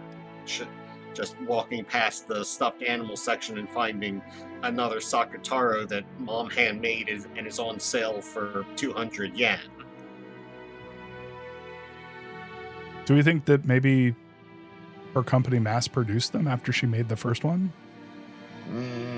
Isn't it a fashion company though? It was a clothing company, so I don't know if they'd make plushies. Unless they pivoted. So I'm just throwing it out there. I don't know. Clothing. I mean, Rosa was dead. Haven't you ever seen Craven the Hunter? Rosa was dead? What? I mean, in 1998, when Anjay found it, Anjay would have been finding it. But it could have been on sale earlier. Anyway, like she when she gave it to Maria, that could have been like the initial sort of like, you know, the prototype. Yes, right, product test. So, but you know, that's just throwing it out there. It's, I don't fucking know. They had bombs in the fucking food. I don't give a shit. Rosa invented Labubu's. It's true. Who knows? Anyway, okay, where are we at? We moved off of Battler's Sin. We went to Tal. We're on UT. Are we on to Nuclear Family by Olo? Olo. Yeah, if no one has anything else on the previous topic. Go for it. All right, cool. This is admittedly a big topic, and I will probably bring either it or something similar up again in the the all question arcs chapter book clubs. But I was thinking a lot about like the concept of family, in particular the nuclear family. The nuclear family being like mother, father, and children. To be like very specific about it. None of the like Ushiromiya family units we've seen are like good or chill to be around or be in. Some of them are like better, like the ones of like I'm not gonna like rank them per se, but like it doesn't seem like even with how strict Natsuhi is that they're like hurting Jessica per se. They're probably not being great parents, but I don't think they're like hitting her or anything. I don't recall if something was said to the contrary. But like again, these are like families that are like kind of nightmarish to be in. So my question is like, what is the good in like the continuation of Ushiromiya's in particular? When you compare it to say like whoever Natsuhi's birth family is, or Hideyoshi's birth family, or Asumu's, like why does this family in particular get to continue and why is this family the one that is like granted all these like why is this family the one that's prospering, I guess? What good is there in a family period being powerful? I feel like I definitely brought up the nuclear family's ties to capitalism at some point before, but like the quick and dirty explanation is just that as we like got better about farming and shit, and there was like excess to be saved and passed on instead of just living from like season to season. People who were powerful in these like pre-agricultural or prehistorical societies, I forget the term, the people who were powerful were like, you know what, this stuff is pretty good. It's great that I have all this extra grain for my community. I should make sure that my kids are taken care of by giving them the grain so that they can have the extra grain and have the leverage that I have right now. And they like and then from here there's like the policing of like women's sexuality in particular, because then they have to like make sure that it's pretty easy to be like, this is my child, I gave birth to it. Well, it's a lot harder to say this is my child, I was the father of this child. So they have to be like a lot more controlling about that. Like there's more I can talk about on that subject, but I'm trying to keep it short. And then like something that just came to me was the idea of Kinzo, this like patriarch of a family, as like the family annihilator, which is I don't know if it's like a proper archetype or if it's just like a kind of pattern that shows up a lot in like specifically like familicides of like a lot of times the father killing the whole family. Like I don't have much to add to that, but it is just a thing of like, oh, I noticed this is the father, the patriarch, killing his entire family. Yeah. Hey Tal, can you mute real quick? We're getting all of your clicks. Oh, I'm so sorry. It's all good. I think there's an interesting difference between like the Ushiromiya family as a concept and then like the Ushiromiya family as in like the specific members. Because like clearly Kinzo cares a lot about like his family continuing like as a concept, but he kind of doesn't like any of his kids. Yeah. Like so he cares about the Ushiromiya family general, but not specific. Doesn't he have a moment where he's like, yeah, this kid sucks and this one's even worse and this one's good for nothing? And Yeah, and so that's why he's like, well, maybe one of the grandkids will be good. Like he clearly and that's why he wants tests the them. family name to continue. But is there even a point to that if you don't like anyone in the family? Yeah, and like I am of the opinion that like I have no huge attachment to my own family name. Like it's whatever. We're also just like regular people. We're not like rich or anything.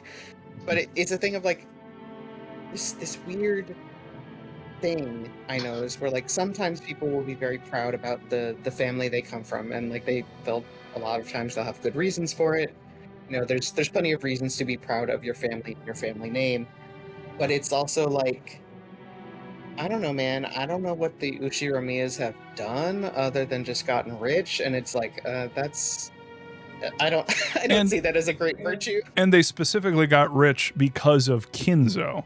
And I think Kinzo's the type of person to be like, well, you know when you're I don't know if you ever anyone out there has had their parent go like, oh, I brought you into this world, I can take you out of it. Like it really feels like that is something Kinzo would say to his kids. And in that way, he's like, I made the family name what it is, and I can reduce it to nothing. Well, I thought wasn't the Ushiromiya name the idea of like and then it became a powerful nothing? family is just something that is like kind of goofy to me, I Yeah. guess. Yeah. But that's like my own personal standings. But it is like a weird thing, or it's interesting that it's like we don't know what Natsuhi's old family was. We don't know what Hideyoshi's old family was. At least I don't believe we were told that. We don't know who Asuma's family are. And I know that part of this is also just the family registry, and like how you're like literally taken off of it, as Jan has told us. But it is just like really interesting that it's like your old family is gone. They don't matter anymore. Right. And it's like I don't know. I have a lot of complicated feelings about like family in general, especially like blood family. Like there's a lot to say about it, and the nuclear family. But it's like there's just a lot of family shit going on in here, which makes sense. I think Jan, I see you posting a hand in the stream chat. Are you raising your hand? I am. Yes. Okay. Sorry, you didn't have to verbally call it out, but okay. Yeah. I used to run meetings. I had to do this. Okay. Okay. Yeah. I was just gonna follow up on what I'm just gonna circle back to what Spider-Man was saying. Yeah. So they did formerly have wealth, the Ushiromiyas. Then it all came the fuck apart with, I think it was the Great Earthquake, and then they went through a real fucking rough period, and they had to rebuild. I think it was during and after, particularly the Second World War, and then he did a lot of fucking just real fucking rough shit with the insider trading during the Korean War in particular, and then, damn, gold. What's all that about? But yeah, it was a real rough period of clawing right back up. His kids did have that at least momentary period of knowing, probably comparative better times compared to the rest of the nation, but not as good as they have it now. But then also, how good do they actually have it now? And then, like, I think we do know a little bit about the other families. I'd have to go, like, dig to find the text we have on, like, for instance, what so for instance, Hideyoshi, I think we were told that he didn't really have much left at that point, and that's why he didn't mind marrying in. And there's particulars about Natsuhi's family that I would have to dig, but there are interesting things about her. But yeah, I think you've brought up a lot of really good, interesting points here that it all ties together in a very interesting way. But yeah, like there's so much to say about this, and I'm probably going to bring it and gender and maturity up also for some of the all question marks book clubs. But sorry, I'm falling into like sharing of a working group mode. Does anyone else have anything to say? Yeah, and the notion of gender there is very important because Hideyoshi marrying in is very, very different than Natsuhi marrying in, because Natsuhi was like kind of captured, essentially, business-wise as a wife, versus Hideyoshi was like, oh, I don't mind marrying in. And I think, like, technically, I think in terms of that, I think it was technically more of an adoption, which is kind of how it works sometimes. It's complicated. The way that it works in that is, I don't know. I think I have to ask with Gail on that. I think Gail knows more about how it works. A lot of the times, the way that like with inheritance and business matters in Japan is that oftentimes like the male heir being married in is actually sometimes adopted, or yeah, I've heard that as well. At least, yeah. So. It's a little bit complicated. Anyway, sorry, we can keep moving on to the next topic. I'm so sorry to ramble. Well, I was actually going to ask a question. Are all of the spouses, like, are they all arranged marriages? Not Kyrie. Yeah, Kyrie had one, and then she fucking ditched it. Well, and that's what cost me so mad about. And that's what what I'm trying to get at is this: was Asumu a? I don't know if that is confirmed or denied. It doesn't sound. No, I don't remember it being the case that it was. Kyrie says that Asumu inserted herself into Rudolph's life while Kyrie was acting. Yeah, okay. So it wasn't an arranged thing. Well, that's how was that done? Because I can see it becoming an arranged thing if, like, Asumu goes to like Kinzo and is like, you know, it makes the case that or something. would be getting added into the family registry, which is not the same thing as, you know, arranged, which is the two family heads talk to each other and are like, okay, my child will be marrying your child and you will be exchanging these assets for that marriage. AKA the thing that happened with George. Right. So why should we believe that didn't happen with Kinzo's children, is what I'm saying. Well, it seems like that definitely did happen with Natsuhi. However, the way that they phrase it with Asumu seems like that might not be the case. It also seems like that likely was not the case with Hideyoshi. Yeah. We don't know what's up with Rose's guy. Right, yes. It seemed like out of wedlock was the situation there. Yeah. Yeah, just kind of fucking... something happened there. The reason I ask is just because it kind of makes Asumu's like sort of situation a little bit more clear. It kind of draws that into focus a little bit more. I'm just trying to learn everything I can about Asumu. Anyway. But yeah. Well, she's named after an MMO spell. Does that help? Yes. I figured out all of Umineko now. Thank you. I'm now a witch! So Asumu, Asmodeus, is there a relation there? You know, that is a good... You just reminded me that there oh my god, what is her name? Why did I forget her name? NJ. NJ, like, why was NJ hanging around with, which sin was she hanging around the most of the time with? Mammon? Yeah, Mammon, right? What was Mammon? Greed. Greed. Do you think that's because she wants her brother back? She's greedy for she's like greedy for wanting her family back. Kind of. Yeah. Anyway, the only other thing I was going to say is actually related to NJ. It's like that's the other like sort of side of the family stuff is like we get so much of all of the family for the first couple episodes. And then it's just, wow, this family fucking sucks. And then you have NJ who's just pining for it and like needs it so fucking badly. And yeah. And so in that way, like, yeah, it's, I feel like there's a good, what is that sound? Oh, it might be my fan. But just really it fast. sounded like a fucking wraith. Like what? Anyway. Pyramid Head Avatar. I very like conspicuously left the Sumadera family off of there, aka Kyrie's family, because it was like, okay, there's probably still more to be said about that family, but it's like, oh wow, there's a second fucked up family in here. Ooh boy. It's funny because it's like people who have families in the story. Families hit the story. What? A second fucked up families hit the rich families hit the story. Jesus Christ.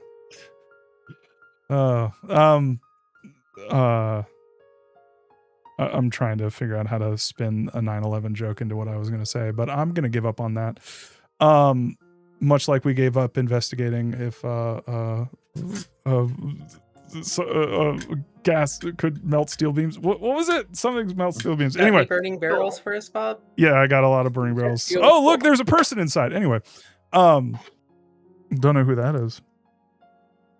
That's a story for another time. Yeah, it's like everybody, the people who have families in this, like, fucking hate them and could, take them or leave them, or mostly leave them. And then you have the people who don't have families, like, pining for families so fucking hard. Anyway, that's it. That's all I was gonna say. Moving on. Looks like we've got Shmen for witches are nonsense, but kindness isn't. Elaborate, okay. Monsieur.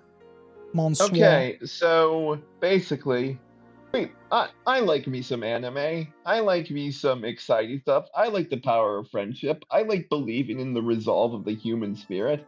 I like looking at the way the world is today and knowing it can be better. And the world we live in, the people around us can be saved from terrible fate through the magic of kindness. That kindness and courage. These things are magic in a way. They allow us to accomplish amazing things. But also, Beatrice just had another pumpkin marshmallow in her pocket and threw some glitter. Witches are nonsense. There's no gap. There's no bunny shooting golden arrows. There's none of that kind of magic. That's my feeling about. Without love, it can't be seen. Okay, but here's the thing. I do have love, but I'm seeing the magic. I'm just pointing at all the ridiculous shit and saying that's not magic. You're spitting in Beatrice's face. How fucking dare you? I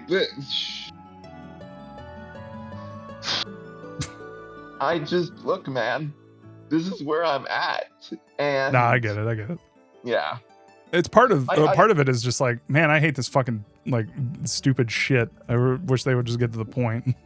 Yeah, I love the murder mystery, and we have that. We very much love the murder mystery, and we also love but how is this really happening? Sort of like there's mystery magical, and then sometimes especially in this episode, things just go completely off the rails, like that loser flag stuff. Yeah, it's a funny joke. I got it. It was funny. It's also nonsense, and I hope that I don't want any of that to be real. You know what I mean? If there is magic in this fictional world, I want it to be something grounded and something that comes from something that can be practical rather than anime laser sword warpole bullshit. Hold on. Can I so when you're saying that when I see Cardcaptor Sakura tell me that she believes in a better tomorrow and that she loves her friends, that's actually a series of still images playing really quickly, and it's an audio recording of a voice actress, and it's not actually Sakura saying that because she's not real? Well, why would you say this to me? Well, she's real because she's real in your heart. So it is real. Which anime is anime. Okay. Anime is real. So which is it? Anime. Okay. Is it real? Is it not real? Okay. You wouldn't The break cool off still his limits arm, us would or you? Kill him, real? yawn. Okay, the Kill him, lessons of yawn. the parts of anime that are about the human spirit and friendship, those are real.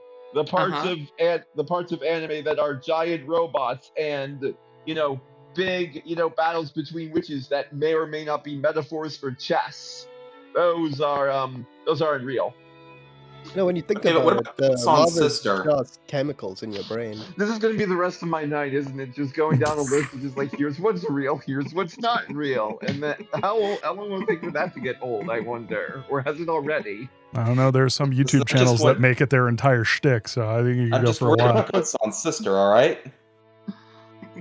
I will say, I do get what you're saying, but this is one of the reasons why I said early on that I was like telling Battler, like, you got to keep a little bit of magic in you, because like there is feeling like, this is bullshit. And don't get me wrong, like from a narrative standpoint, I like this fucking visual novel is long in the tooth. Like it is. There are certain things that are being rehashed where it's like, why the fuck are we rehashing this for like the 5th goddamn time? It's frustrating. It's annoying. However, I will also say that like you kind of like, I get narratively what they're trying to do. I think that one of the things that's fucked up about like true crime is like we kind of lose sight of, and don't get me wrong, this is a fiction. Like this is not like, it's not real. Anime isn't real. I don't know if you guys knew this, but like Evangelion did not happen. Although there was yet. The slow beef now? I don't know. Someone should tell him. But like, the idea that like we miss something when it's translated and you just focus on the brass tacks, when you focus on just like the facts, when you see a murder like dictated just in terms of like this person did this person did this, you don't really see what actually happened. You're missing something. You are missing like a lot. And I feel like it's kind of like, follow me on this one. I'll try to keep this brief. It kind of reminds me of Interstellar, where it's like I see a lot of people criticizing Interstellar for like, oh, you have a very grounded story that's very sci-fi, and then it goes off in a wacky direction. And I even felt this way at a certain point, where it's just like, oh, you have all of these people like sort of focusing on these things, and like how the black hole like looks, and how a supermassive black hole would look, and you're doing all these renders, and it's all like really like by the numbers, and it all logically makes sense, and this is how it really look in real life. And then you have a dude getting trapped in the room of his daughter, pushing gravity through time. And it's just like, what the fuck? Why? Like, why did they do that? And it leads to shit like Neil deGrasse Tyson saying, like on Twitter, like, what did he say exactly? It was like, the universe doesn't give a shit about you. Yeah. And doesn't give a fuck about you. And then you have, we are the universe. And that is what Norm Macdonald quote tweeted him and said, Neil, we are part of the universe. That is like the quintessential thing that is missing from that conversation. And Norm fucking nailed it on the head. And just like that, it really improved. It like kind of opens up that story to not just be this thing about science and locking down all of the facts. It's a story about how you can love someone through time. You can love your family, and they will feel the ramifications of that decades and decades into the future. Okay, So anyway.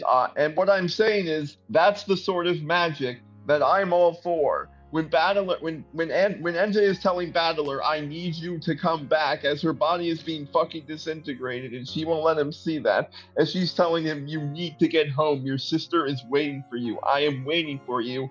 That's beautiful. I love that stuff. That's magic to me. I don't think So magic is the stuff that you like, and the stuff that you don't like in the story isn't magic. Yes. Awesome. Goddamn. Honestly, I kind of argue with that. I mean, like, that is still just as important to Maria. The Beatrice pulling out the pumpkin marshmallow is, like that that being magic to her is the emotional core to her. That is the kindness. See, my feelings on Maria's worldview are... I feel so fucking bad for Maria, man. I feel so bad for that kid. Get that kid a decent mom. Jesus Christ. But that's the thing, though. It's like to deny, like, to think about it just like that is to deny things like Sakutaro for her. I'm not going to, like... Okay, the magic that someone can bring to their own life through the power of imagination, the way that Maria is able to take her situation and turn it into something she's happy, turn into a place where she can have happiness. I acknowledge that. I acknowledge that kind of magic. The kind of magic I don't acknowledge is when the magic is being introduced as an explanation for how something is happening, for how, like, a murder is taking place in the context of this story. So you don't like Beatrice? I don't like Beatrice. I don't like Beatrice. Even though she is the heart of the story. I am looking forward to liking her. I wanted to like her. I liked her in the end. I liked her in chapter 3, and then, you know, she was it chapter 3 or 2 where she betrayed the fuck out of her? Episode 3, where it's a trick. Episode And look, 3, look, I guess what I'm trying to say with all of this is, I am looking at this story as a very long arc. And we are at the halfway point, and I am looking what I do and do not enjoy in the story, and what I do and do not feel like is quote-unquote magic that Ryukyushi captures. And when I see, like, the way that the characters make me feel, the way the characters make each other feel, the way that those interactions are, I like that. That's magical to me. The thing that isn't magical to me is when Ryukyushi gets very self-indulgent about what you spectacle. don't want to know that Kraus can win at Budokai in Dragon Ball canonically? I don't want to know that. I want if Kraus is going to punch a goat, if Kraus is going to punch a goat, give me a story about Kraus just punching a goat. I so hope that I want to will it into existence that the goat men are literal goats, that they're just goats, and Kraus punched a real goat, just like fucking smacked it. I will say one of my favorite moments in this whole chunk was when, like, the goat man, like, flashes back to his family. Yeah, it's so good. It's one of my favorite moments of the entire visual novel is the flag map. That was so good, and, like, and that one thing, I'm like, okay, this is real. I can accept this if this moment happened for real. You know, like Spider Happy Man, I think I'm in a very similar thought place to you right now, and I think that, yeah, we will see how things occur over the next 4 episodes. Yeah. I would just say that. Oh, go ahead. I've talked way too much. Go ahead. Okay. Well, that fight is like, I personally, on a reread, I'm like, oh god, this is the most complicated fucking feeling I found. Because, like, there's so many good bits here, but I'm also like, oh my god, this anime fucking bullshit, this fucking fight, oh my god. Yeah, it's really fucking funny, but oh my god, yeah, I get why it's here, but oh my fucking god. Yeah, dude, like, this. It's really fucking funny, but oh my god. I'm worried about introducing people to Higurashi because there are certain characters who may do certain unspeakable things to Cake that, like, I can't imagine going through that again. Let alone dragging someone along through it. Or, like, some of the shit that's said in some, like, the first episode about like a red light district, and Jesus fucking Christ, man. It's like, oh, yeah, you remember what the fuck, dude? Cosplay stuff? Yeah. And like, oh yeah, we gotta get I'm not okay, no spoilers. There's that doctor. It's not even getting started on that doctor. Oh my god. Episode 1 of this very visual novel where half the chat, as soon as you got to one of Battler's lines, was just like, "Hold on, man, hold on! I swear, I swear." Didn't happen. They made it up. It's not real. Hey, notice how we haven't had to say that since fucking in a good fucking hot minute, man. Yep, it's true. It'll be worth it. I'll keep telling myself that. All right, witches.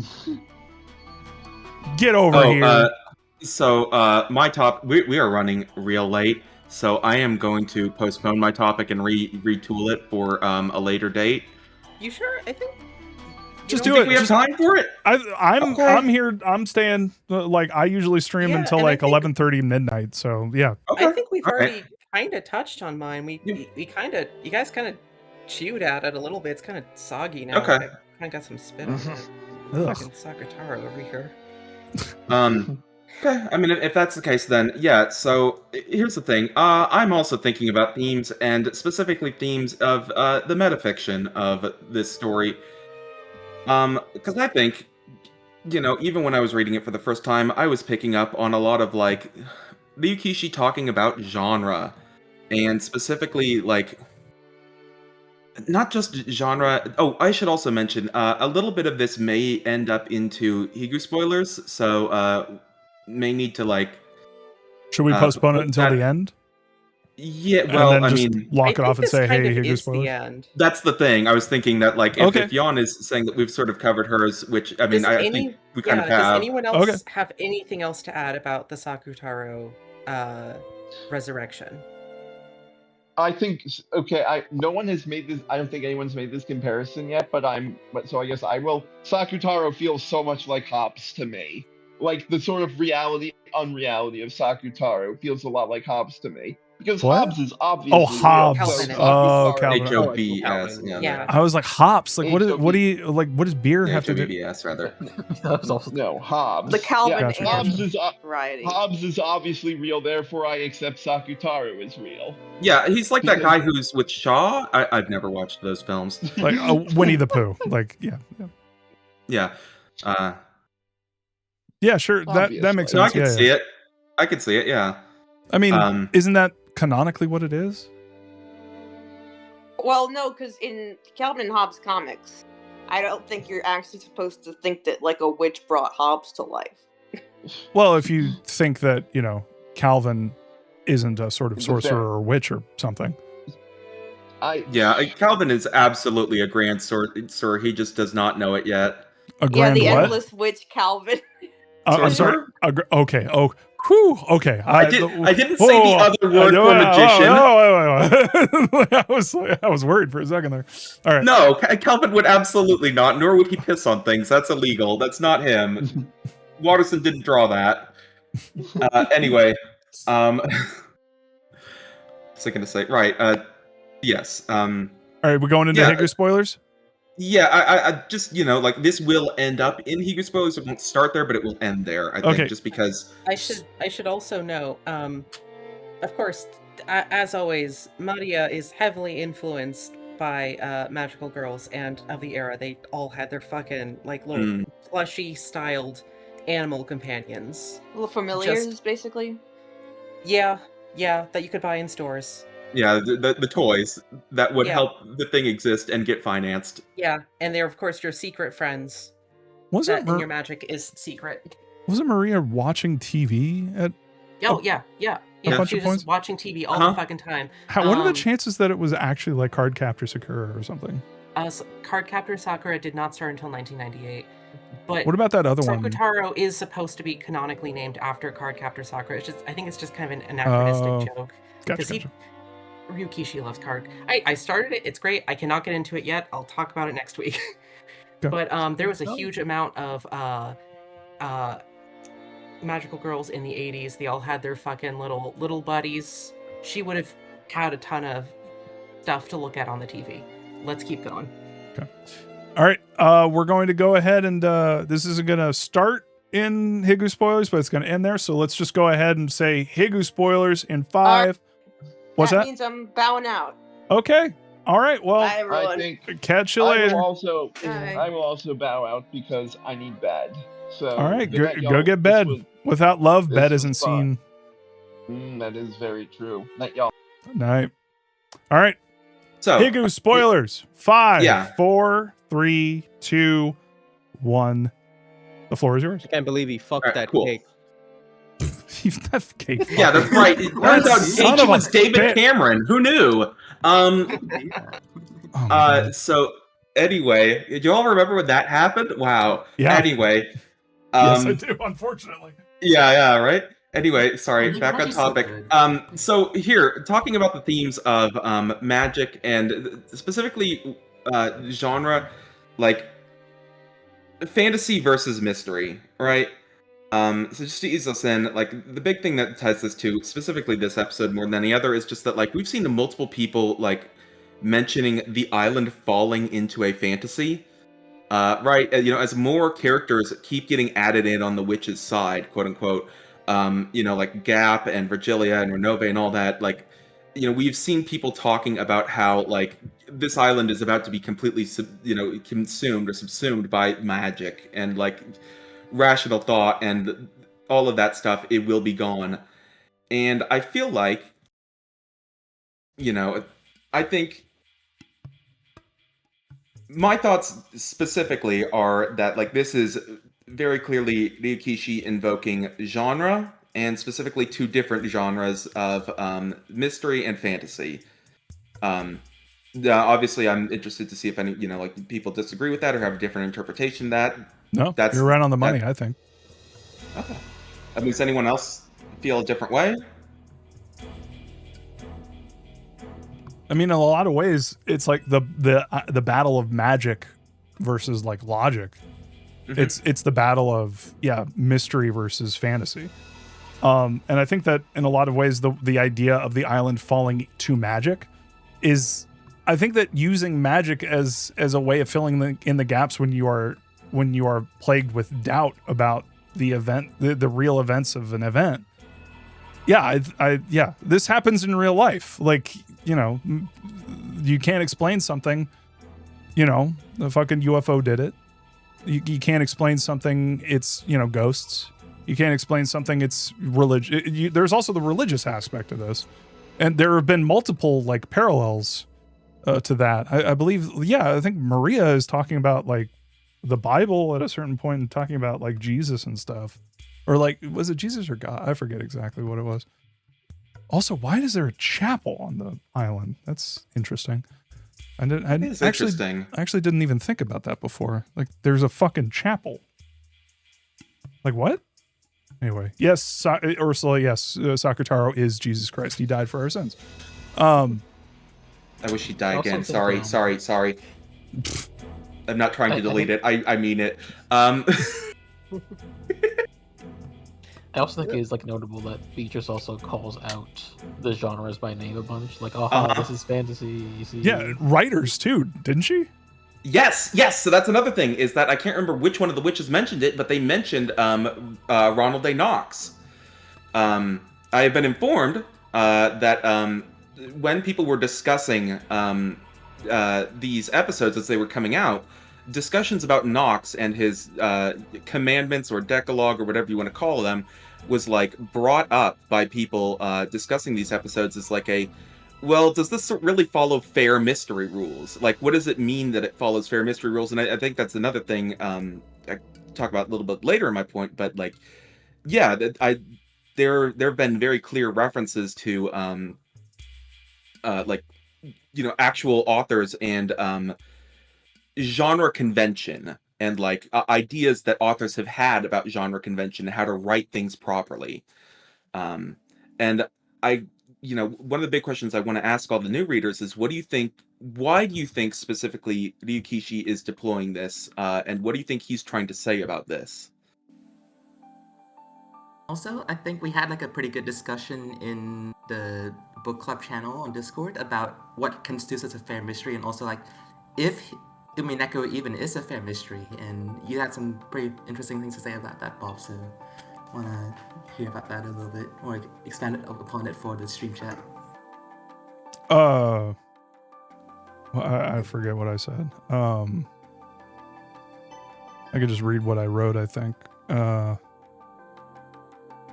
Yeah, while Bob's looking for that, though, does anyone else have any, like, ideas about why Ryukishi might be deploying these, like, topics in such a blunt way? And, sometimes blunt, sometimes less blunt, but, in this way. I would imagine that he's deploying them so openly in a way to kind of get you to think about them. I mean, it kind of the thesis is that we're meant to think about these things, don't stop thinking, and all that. I'm not sure that I can draw a line to the greater point from where we are, but at the same time, and I know we've discussed Nox around here before, and one of the points that I think I've made before was that, and you have it in your write-up there, is it possible to write and solve a mystery while leaving room for the fantastical? And I would say the answer to that is yes, provided that the reader has enough knowledge of the rules of magic to make the necessary inferences. That's an interesting point, because I do know stories like that. I know, like, Hunter x Hunter in particular is very good about, like, making sure you have the tools to understand, like, the battles being done. But I do wonder, at that point, does that still, like, is that still either mystery or fantasy, in the sense of you are solving a mystery so much as you are more than you are following along with the events? I kind of like how your point intersected with Bob's point from way earlier about, like, true crime, and how, like, everyone's coming at, like, true crime murders at, like, a very specific angle of, like, oh, can we figure it out, and try to gather, like, fun from that. So, like, maybe what do you think, Bob, in regards to, like, the fall to magic in that angle, where, like, falling to magic is more, like, positive in that respect? So I found what I said. Katsune said, I suppose my real question would be, if it's not a fair mystery, why would Ryukishi be asking the audience to engage with the mystery elements of the story as if it was? And I said, because there are real life murders that have happened where we don't know for certain who the murderer was. Not every mystery has a concrete answer, and I think that's the story Ryukishi's trying to tell. Why someone would become endlessly absorbed in a question that has no real answer, and how the search for that answer can take over your life. So in the way that you're talking about it, iCat, like, to me, magic would help sort of sate that hunger, that thirst for knowledge. If you just in the way that, like, oh, I didn't even think about it like this. Like, the way that the reason why Sakutaro helps Maria is because not only is it a subtle reminder that at the end of the day, like, her mom does love her. It's a fucked up love. It's complicated, but there is love there. Like, she wouldn't have made that for her if she didn't love her. So it's a way, even if that's not true. Why is this music playing right now?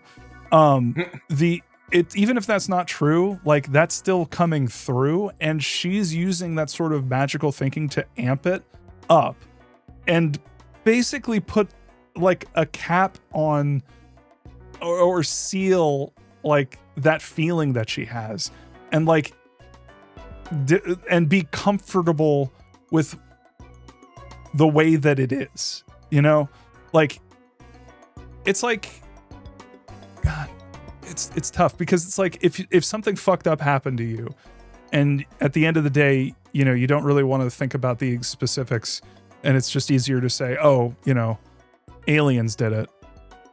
I mean, who am I to tell you that they didn't? If that helps you in some way, who am I to deny that? It's more of a bomb for the people who are still alive, more than, like, anyone else. Yeah. Like it's yeah, and it's like, it reminds me of, like, true crime murders where the parents of the affected are, like, are so sorry, and then they get along, and then suddenly, like, you have a bunch of people reading into it and being like, why the fuck would you even like talk to this person? They did all this stuff, and it's like, this is not about you. So I don't know if that makes any sense, but like, I kind of got that vibe when NJ was like talking to all these people who were like delving into the mystery, and like, oh, these groups of people who are trying to solve the mystery. And it's like, I don't know, I kind of want it to not get solved now, because fuck those people. I think, yeah, so I think that's like an interesting way of looking at it for sure. Is like, I like this a lot, really, is the idea that like what the fantastical is doing here is, this is, I think this is definitely very supported by the text, is that this is something that is something that, the people who are actually affected by this are using to, like, these are coping mechanisms, these are narratives they are telling themselves as, ways to make sense of what has happened to them. And the mystery is there to, like, it in some ways represents very much the type of people who are not exceedingly interested in the actual real life of these people as humans. I think that's a really good point that I had not even considered. So I like that a lot. I guess then, if those two are in tension in that way, do you think it's possible, though, for, I guess, for anyone to even write/solve a mystery while leaving room for the fantastical? Or at the very least, do you think that there will be a way within this story that does both, that does say, here are answers, but also, here is the truth of these people that you need to respect?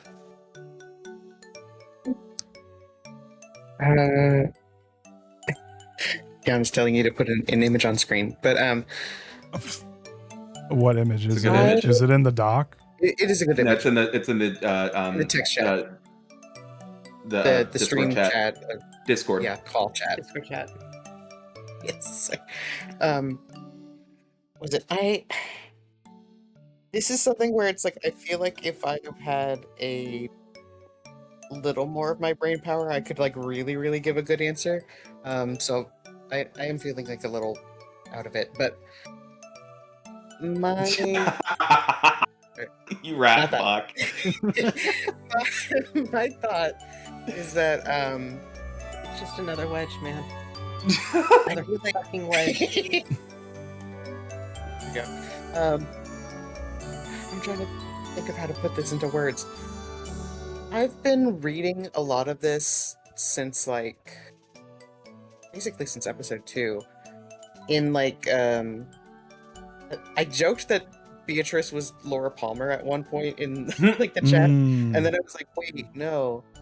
What if I actually approach this kind of like how I approach like Twin Peaks, where it's like, it is both fictional and not, where like some of what we're seeing is like what really happens, some of what we're seeing is like a metaphor, some of what we're seeing is more like a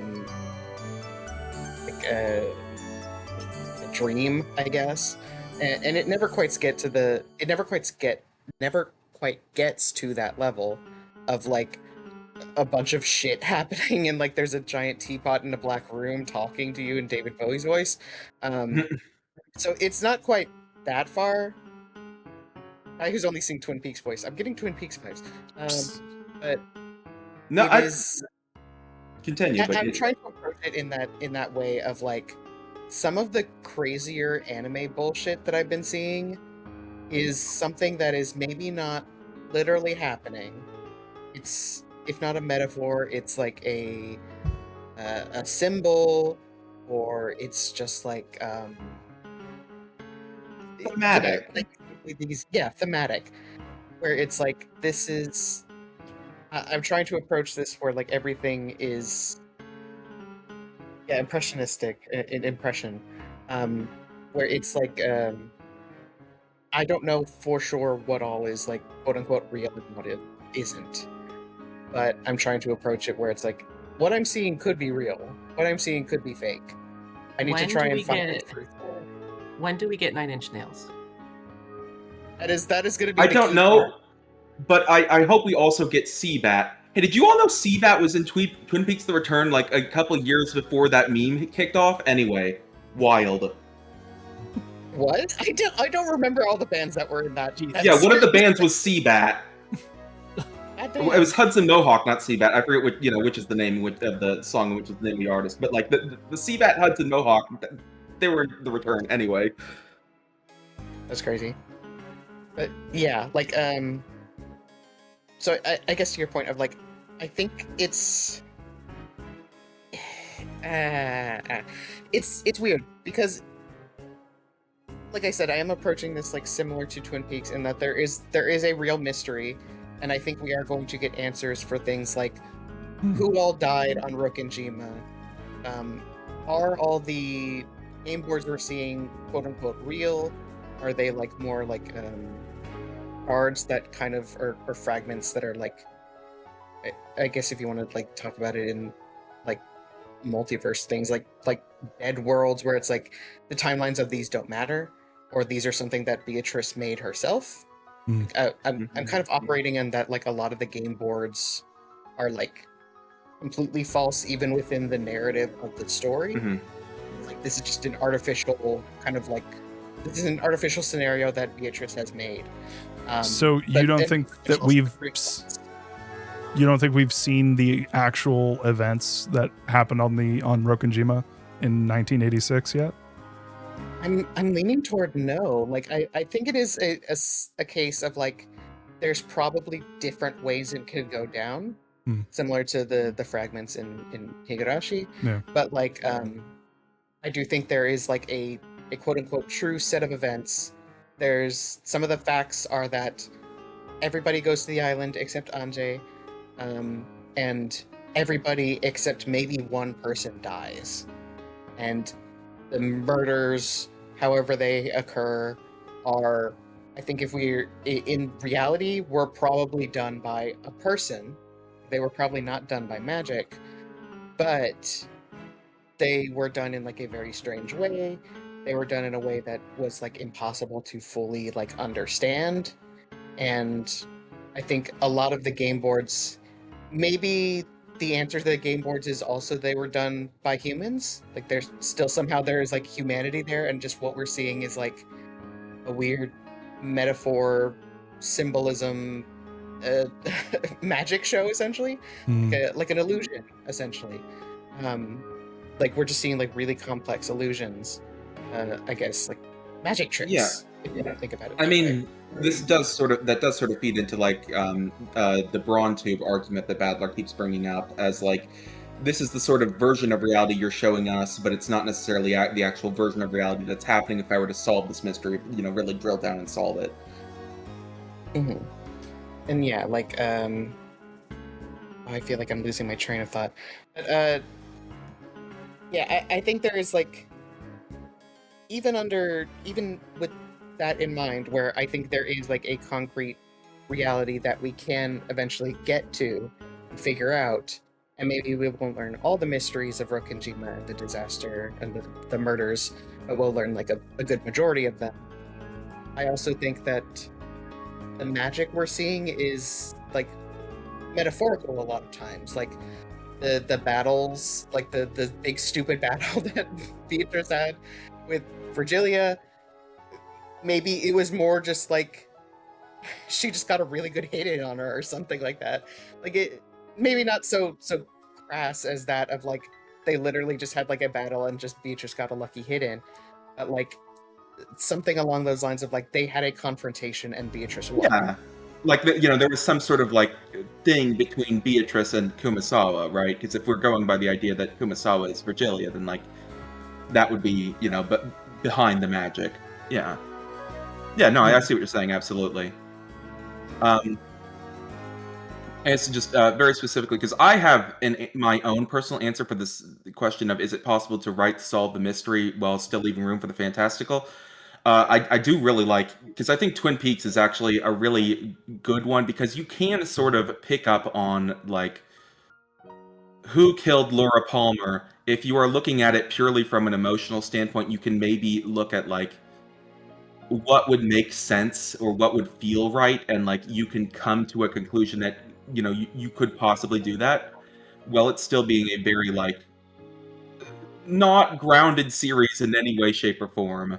Yeah. So yeah, I think that's a good poll.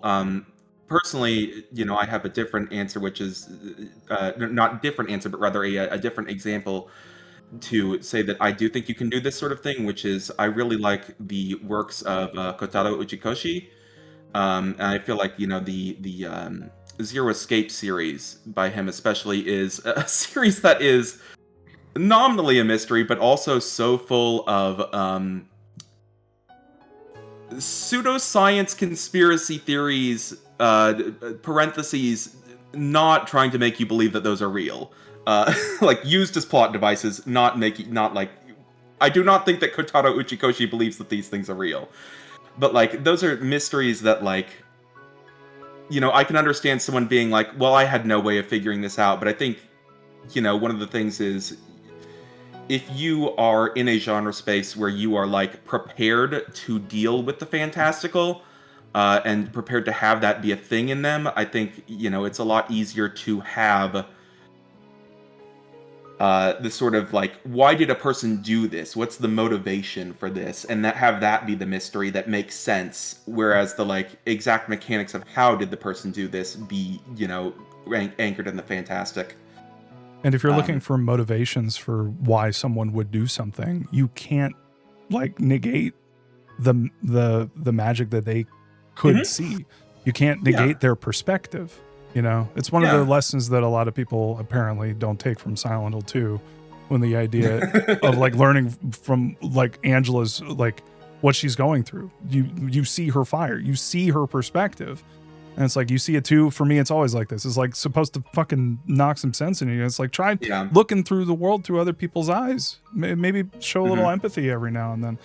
Account for like how they would feel about certain things. And, in that way, I could see someone, kind of tying a, kind of viewing that as magic or magical or like something that isn't entirely logical. What is something that isn't like, you should logically not feel this way. When you're feeling something some way about something, and it's like, I know I shouldn't feel this way. This is not what this is supposed to make me feel like, but I still feel the way that I feel. And it's like, if what is that if not like quote unquote logical? Is that like magic? I could see someone drawing a line between those things basically. Do you think then, like, in order to solve this mystery, you kind of need to be more empathetic? You need to see things through Beatrice's eyes. Without love, it cannot be seen. Her perspective cannot be seen. Like, that's the thing. It's like that. I'm really fascinated, like, because Kinzo, I don't know, man. Like, Kinzo can't see her so often. I just want to point that out too. There's like times when she's sitting across from him and it's like, why can't you see me? No, there was that one moment when like fucking Cannon saw her like looking direct, like right in front of Kinzo, and he didn't see her. And that makes me think that like, I guess he didn't love her. He saw her as an object. So, and I mean, that would certainly explain, Fuadorian and a lot of that stuff. I mean, because that's the other thing. That's where I was going to go with that, is like, maybe he loved her too, like so much, and that's all he saw. But then if he can't see her, then again, I don't know. There are a bunch of different ways. The question is, does he love her, or does he love what he wants out of her? Yeah, and I have an idea of what that could be, but I don't know. Maybe I'm making assumptions. Yeah, sometimes it's like, just like real quick. I also try to work on the definition of love as like willing to essentially put yourself out, like go out of your way in some way or another for the sake of someone's growth, be that yours or someone else's. Like, I'm paraphrasing Bell Hooks here, but like, in that case, it's a case of like, I don't know if what we're seeing is love a lot of times, where like I would argue that whatever Kinzo felt for Beatrice, because like it's easy to say that he did love her, and like he's obsessed with her for sure, and like granted I would also go crazy if I fumbled her, but it's like I love saying that, but fumbled her right off a cliff. But yeah, I would argue that he doesn't love her, at least not using my definition of love, which I consider to be like kind of useful in the sense of saying like this situation where someone is caring for me in some way and maybe they're like doing something positive, but overall they are being negative or abusive or terrible for me, and it's like I can say that this isn't love actually. Right. But I don't know. Like I've had to interrogate bell hooks a little more recently, but that's the definition that I usually use when I think about it. And wouldn't that be so fucking sad if the only person who really had any interactions with Beatrice didn't actually see her because he didn't really love her, and because none of the people in his life had any interactions with Beatrice, they don't see her because they don't know who she is, so they have no idea how to even begin to like appreciate her. And then you've got Battler, who's like trying but has no real idea who this person is, and so you're just this person who died in this tragic way, like a ghost that no one can truly understand unless maybe that's what we're up for. Like maybe there's some way where we learn more about her. But yeah, I don't know. I don't know. Yeah, no, yeah. So that is, I think, a lot of what I wanted to talk about.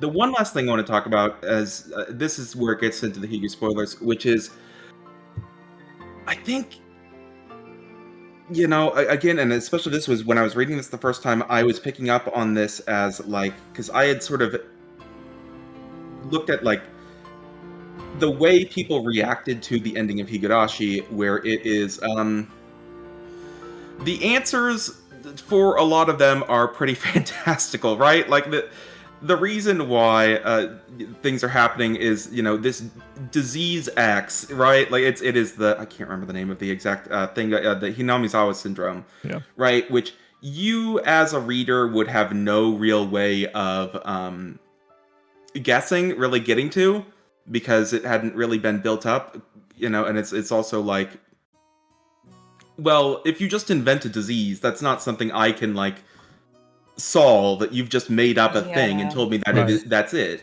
It's less of a mystery, more of a thriller, and on that aspect. Right. But it's one of the technically. Go ahead. I was gonna say it's like I think like the Higurashi, it's like setting up. Oh, is it the god doing this, or is it something quote unquote mundane? In this case, the quote unquote mundane thing is something science fiction, but it's not magic. Yes. Yes. But it may as well absolutely. be in some sense.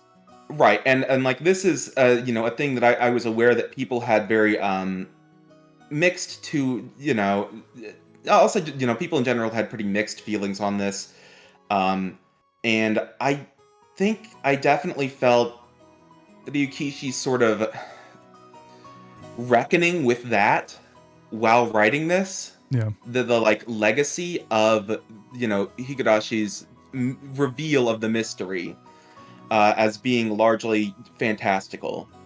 I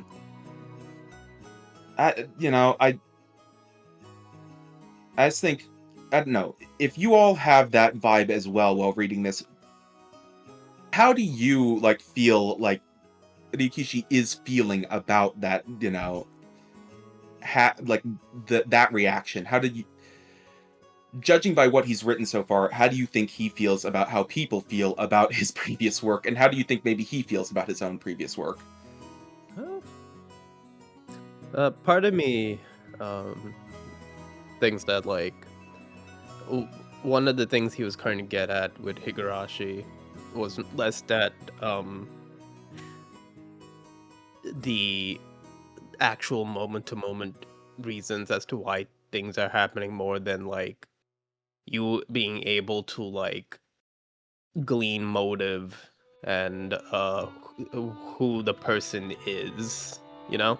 Like, to take Bob as an example, Bob, you kind of figured out Takano being very highly suspect and like had her pinned almost like by part 4, right? Yeah, I mean, yeah, we had her in that barrel pretty tightly sealed.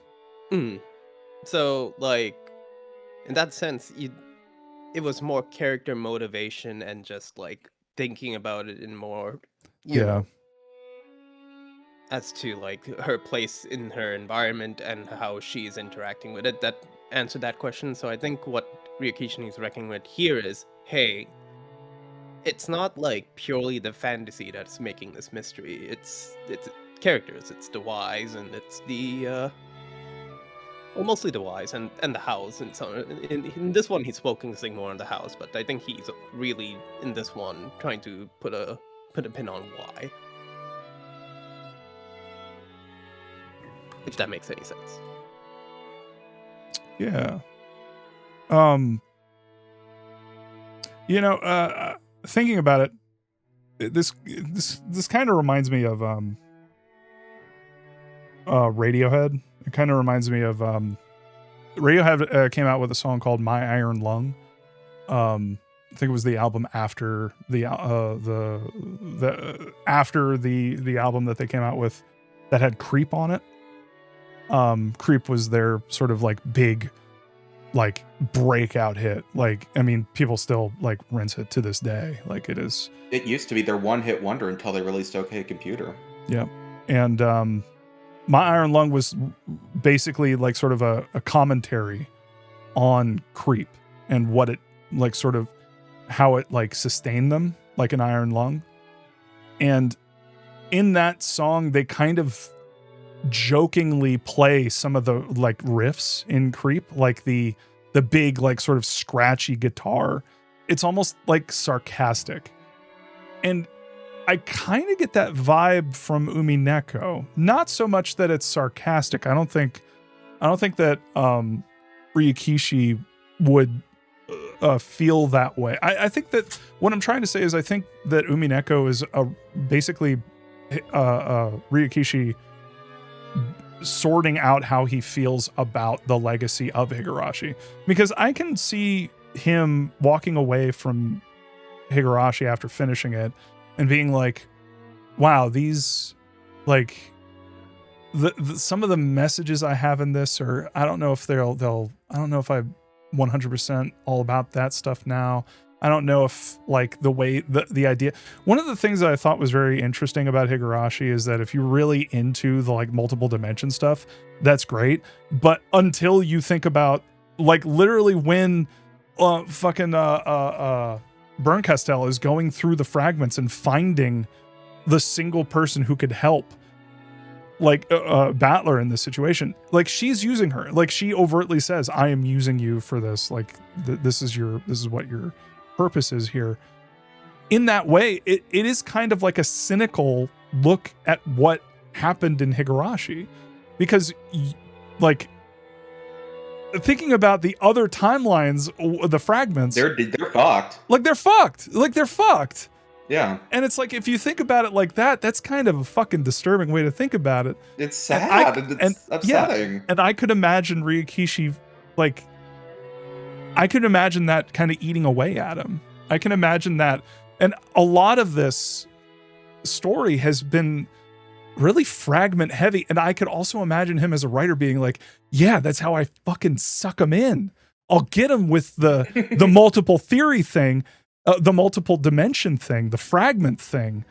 And then I'll fucking crush it in front of their fucking Remember how face. big that number was at the end of the question marks? Yeah. Yeah, it's funny because I feel like I don't feel like it's cynicism what he's doing here. I think he's got a point that he's going to drive home, and I think it's going to be I think it's going to help. I think Higurashi was made for a very lucky fragment, and I think Umineko is for all of the other fragments. I think it's for all of the tragic. I did want to ask you something. Yeah. So obviously there have been some callbacks and references there.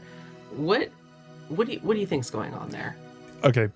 I don't know how right I am about anything that I've said. I have deliberately been not looking at spoilers. There's one thing I accidentally saw, and that was a character, and I have no idea who the fuck she is.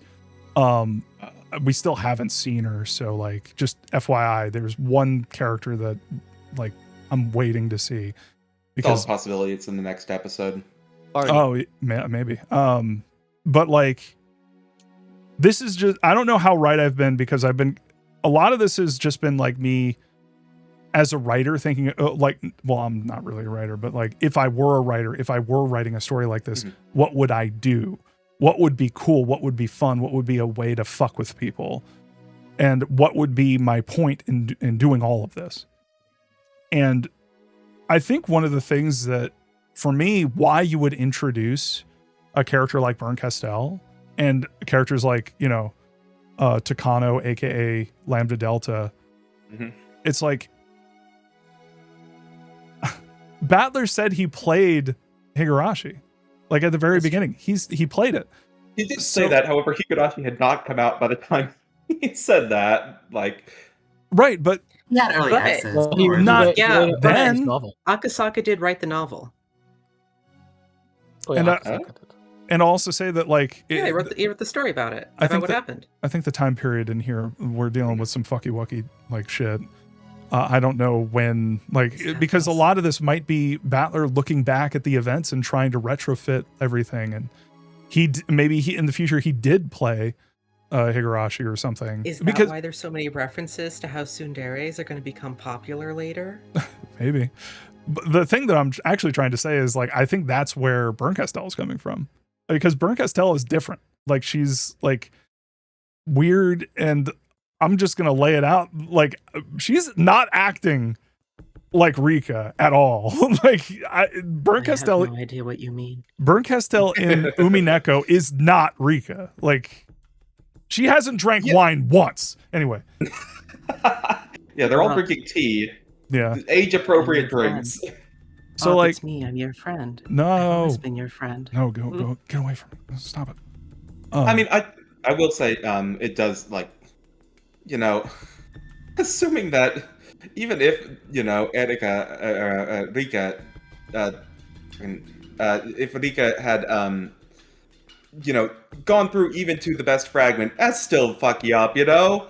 Yeah. Like, the amount of toll it would take, but I also do think, like, she is named a different thing from Rika. You know, she is obviously designed similarly, extremely similarly, and named in such a way as to draw attention to that. What's the connection? I guess. Also, same voice actress. Oh, that too. Yes, like, I do think, you know, maybe the fact that they are, it isn't just this is Rika is something there, you know. But the reason I say that is because I love the idea of, like, canonizing a way that someone has digested your previous work into your next work, like, as a way of commentating on ways that that Ryakishi has seen people react to Higurashi. And like, make Furude Rika but fucked up. Oh, that's right. She did also have the moment where she literally referenced the fight on. Yeah. Dude, at the end of episode 4, they're like, Lambda Delta and her are cackling. Like, the CG where she's like cackling, dude. Like, what? No. What, girls can't have fun? No, look, I'm not saying girls can't have fun. Especially witch girls, you know. They should have the most fun. But like, man, there is just like she's taking a little bit too much, you know, joy out of this whole endeavor. I don't know if real Rika would like find this so enjoyable. But then again, I don't know. Maybe being a witch for that long would fuck you up. Are you telling me that you don't think that Rika and Takano would go out? I can't believe this. I mean, that's kind of problematic, right? There's a bit of an age gap in there. They're both 1,000.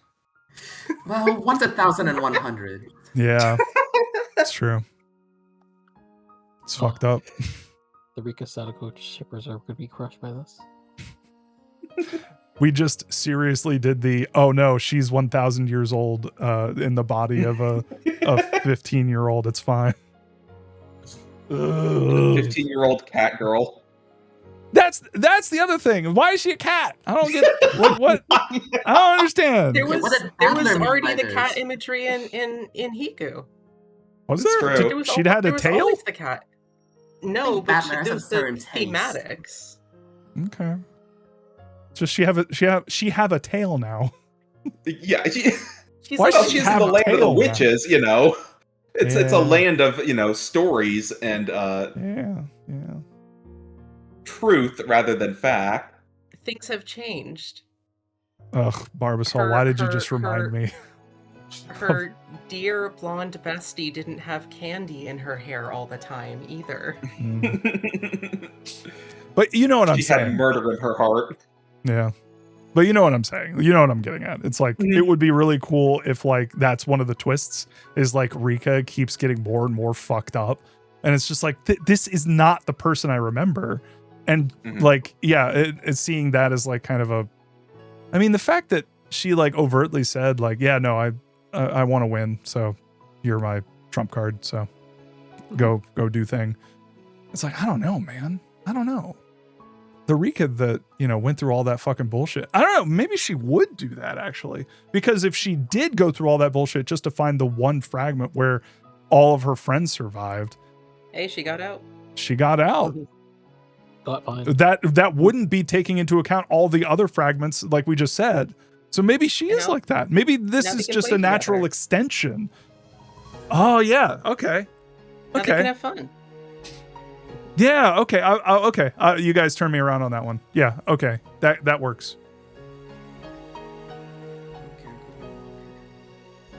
What are you typing? What are you typing? Tell me what you're typing. Or you're typing in the witch chat, aren't you? What are you typing in the witch chat? Tell me. Take a look here. No one is typing in the witch chat, actually. No one's typing anything. No. Just read me the last thing that was said. It's just literally the words "yeah," and it was a reply to "Did you read a certain thing?" It's just the word "yeah," and it was a reply to "Did you read a certain thing?" That's all.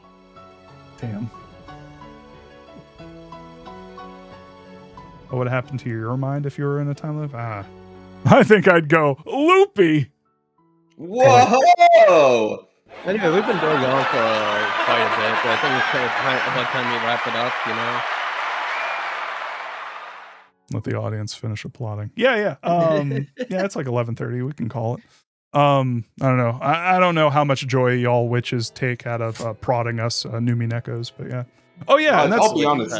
I'm just interested in like seeing where people's minds go. I really want people to think thematically about this story and metatextually. Like that's the thing that I enjoyed a lot when I was reading. So I want to see other people do it. Quite frankly, which is maybe selfish and rude, but it's true.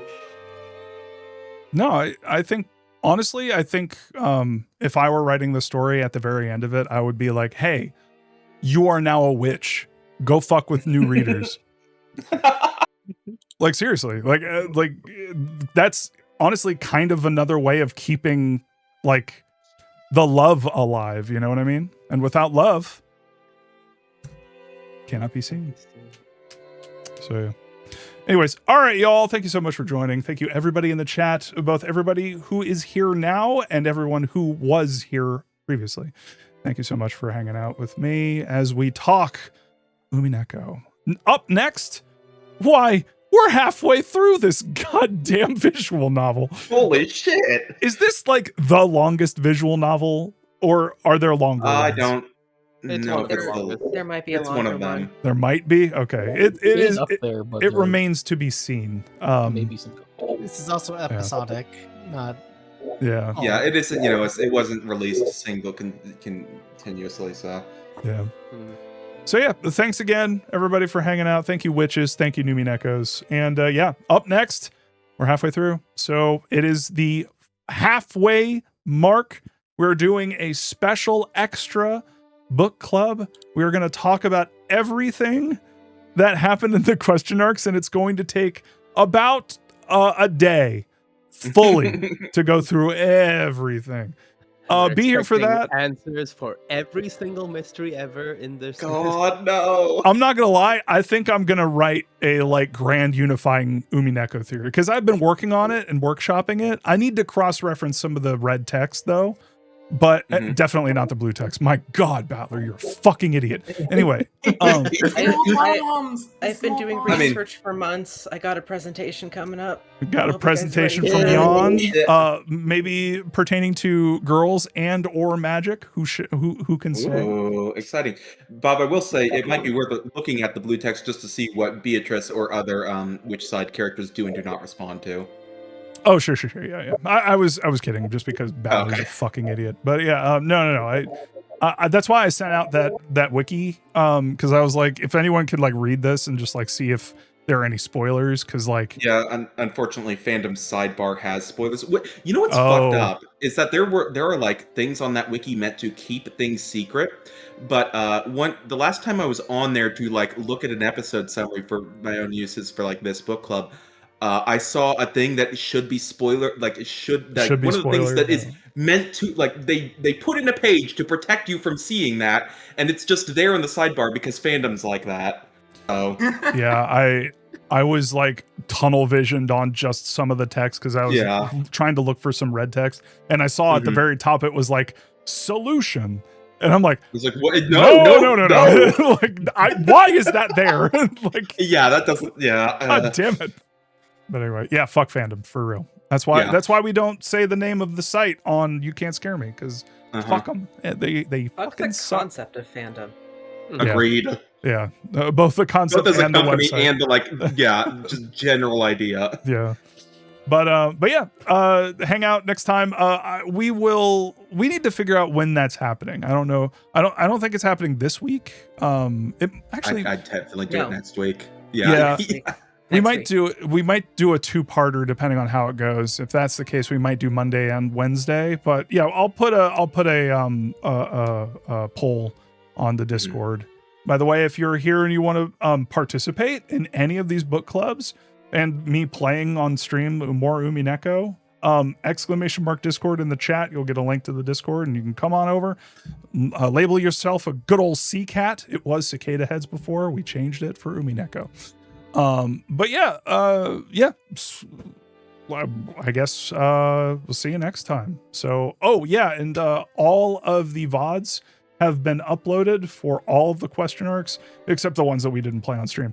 Those are uploading every day at 9:00 p.m. ET on my bobvids Gaming YouTube channel. So yeah, check them out. And yep. All right. Any last words? Apparently we're gonna die. Like I don't know why I phrased it like that. I mean, we all are. Any last words? You better fucking kill me. Better make it hurt. Better make it count. Make it count. Small bombs. I believe 2 small bombs. Oh God, the small bombs. Do your fucking best, man. That's the thing. I was seriously thinking about this. The idea that I had of Ryakushi introducing ideas that are correct but not applied to the thing that they should be connected to. Are small bombs like canon? They're just not in the food that are killing the people? Is it like something else? Oh, okay. Like, where's the bombs? I'm not sure if it's they're small bombs are all servants. They were raised at the orphanage, the Fukuin house. I thought for a second there you were suggesting it's not small bombs, but large bombs. Well, that kind of relates. That kind of relates to the anti-aircraft gun that's like wheeled into the fucking dining room. Yeah, everyone's eating a lit stick of dynamite and then exploding, and they're hot potato. Yeah, it was a trap door, dumbass. It was Kinzo lit a fuse and the bombs went off. They fell through the floor after the bomb went off. See, the fact that it's like random that Kinzo doesn't know who's gonna get got makes me think that it's not just the anti-aircraft gun, but they spin it and it just like fucking annihilates random people. Well, they're spinning the chessboard around. I get it. This we call it a roulette, right? A roulette board on a crew-served weapon. Exactly. All right, y'all. Take care. Bye. Good night. Night.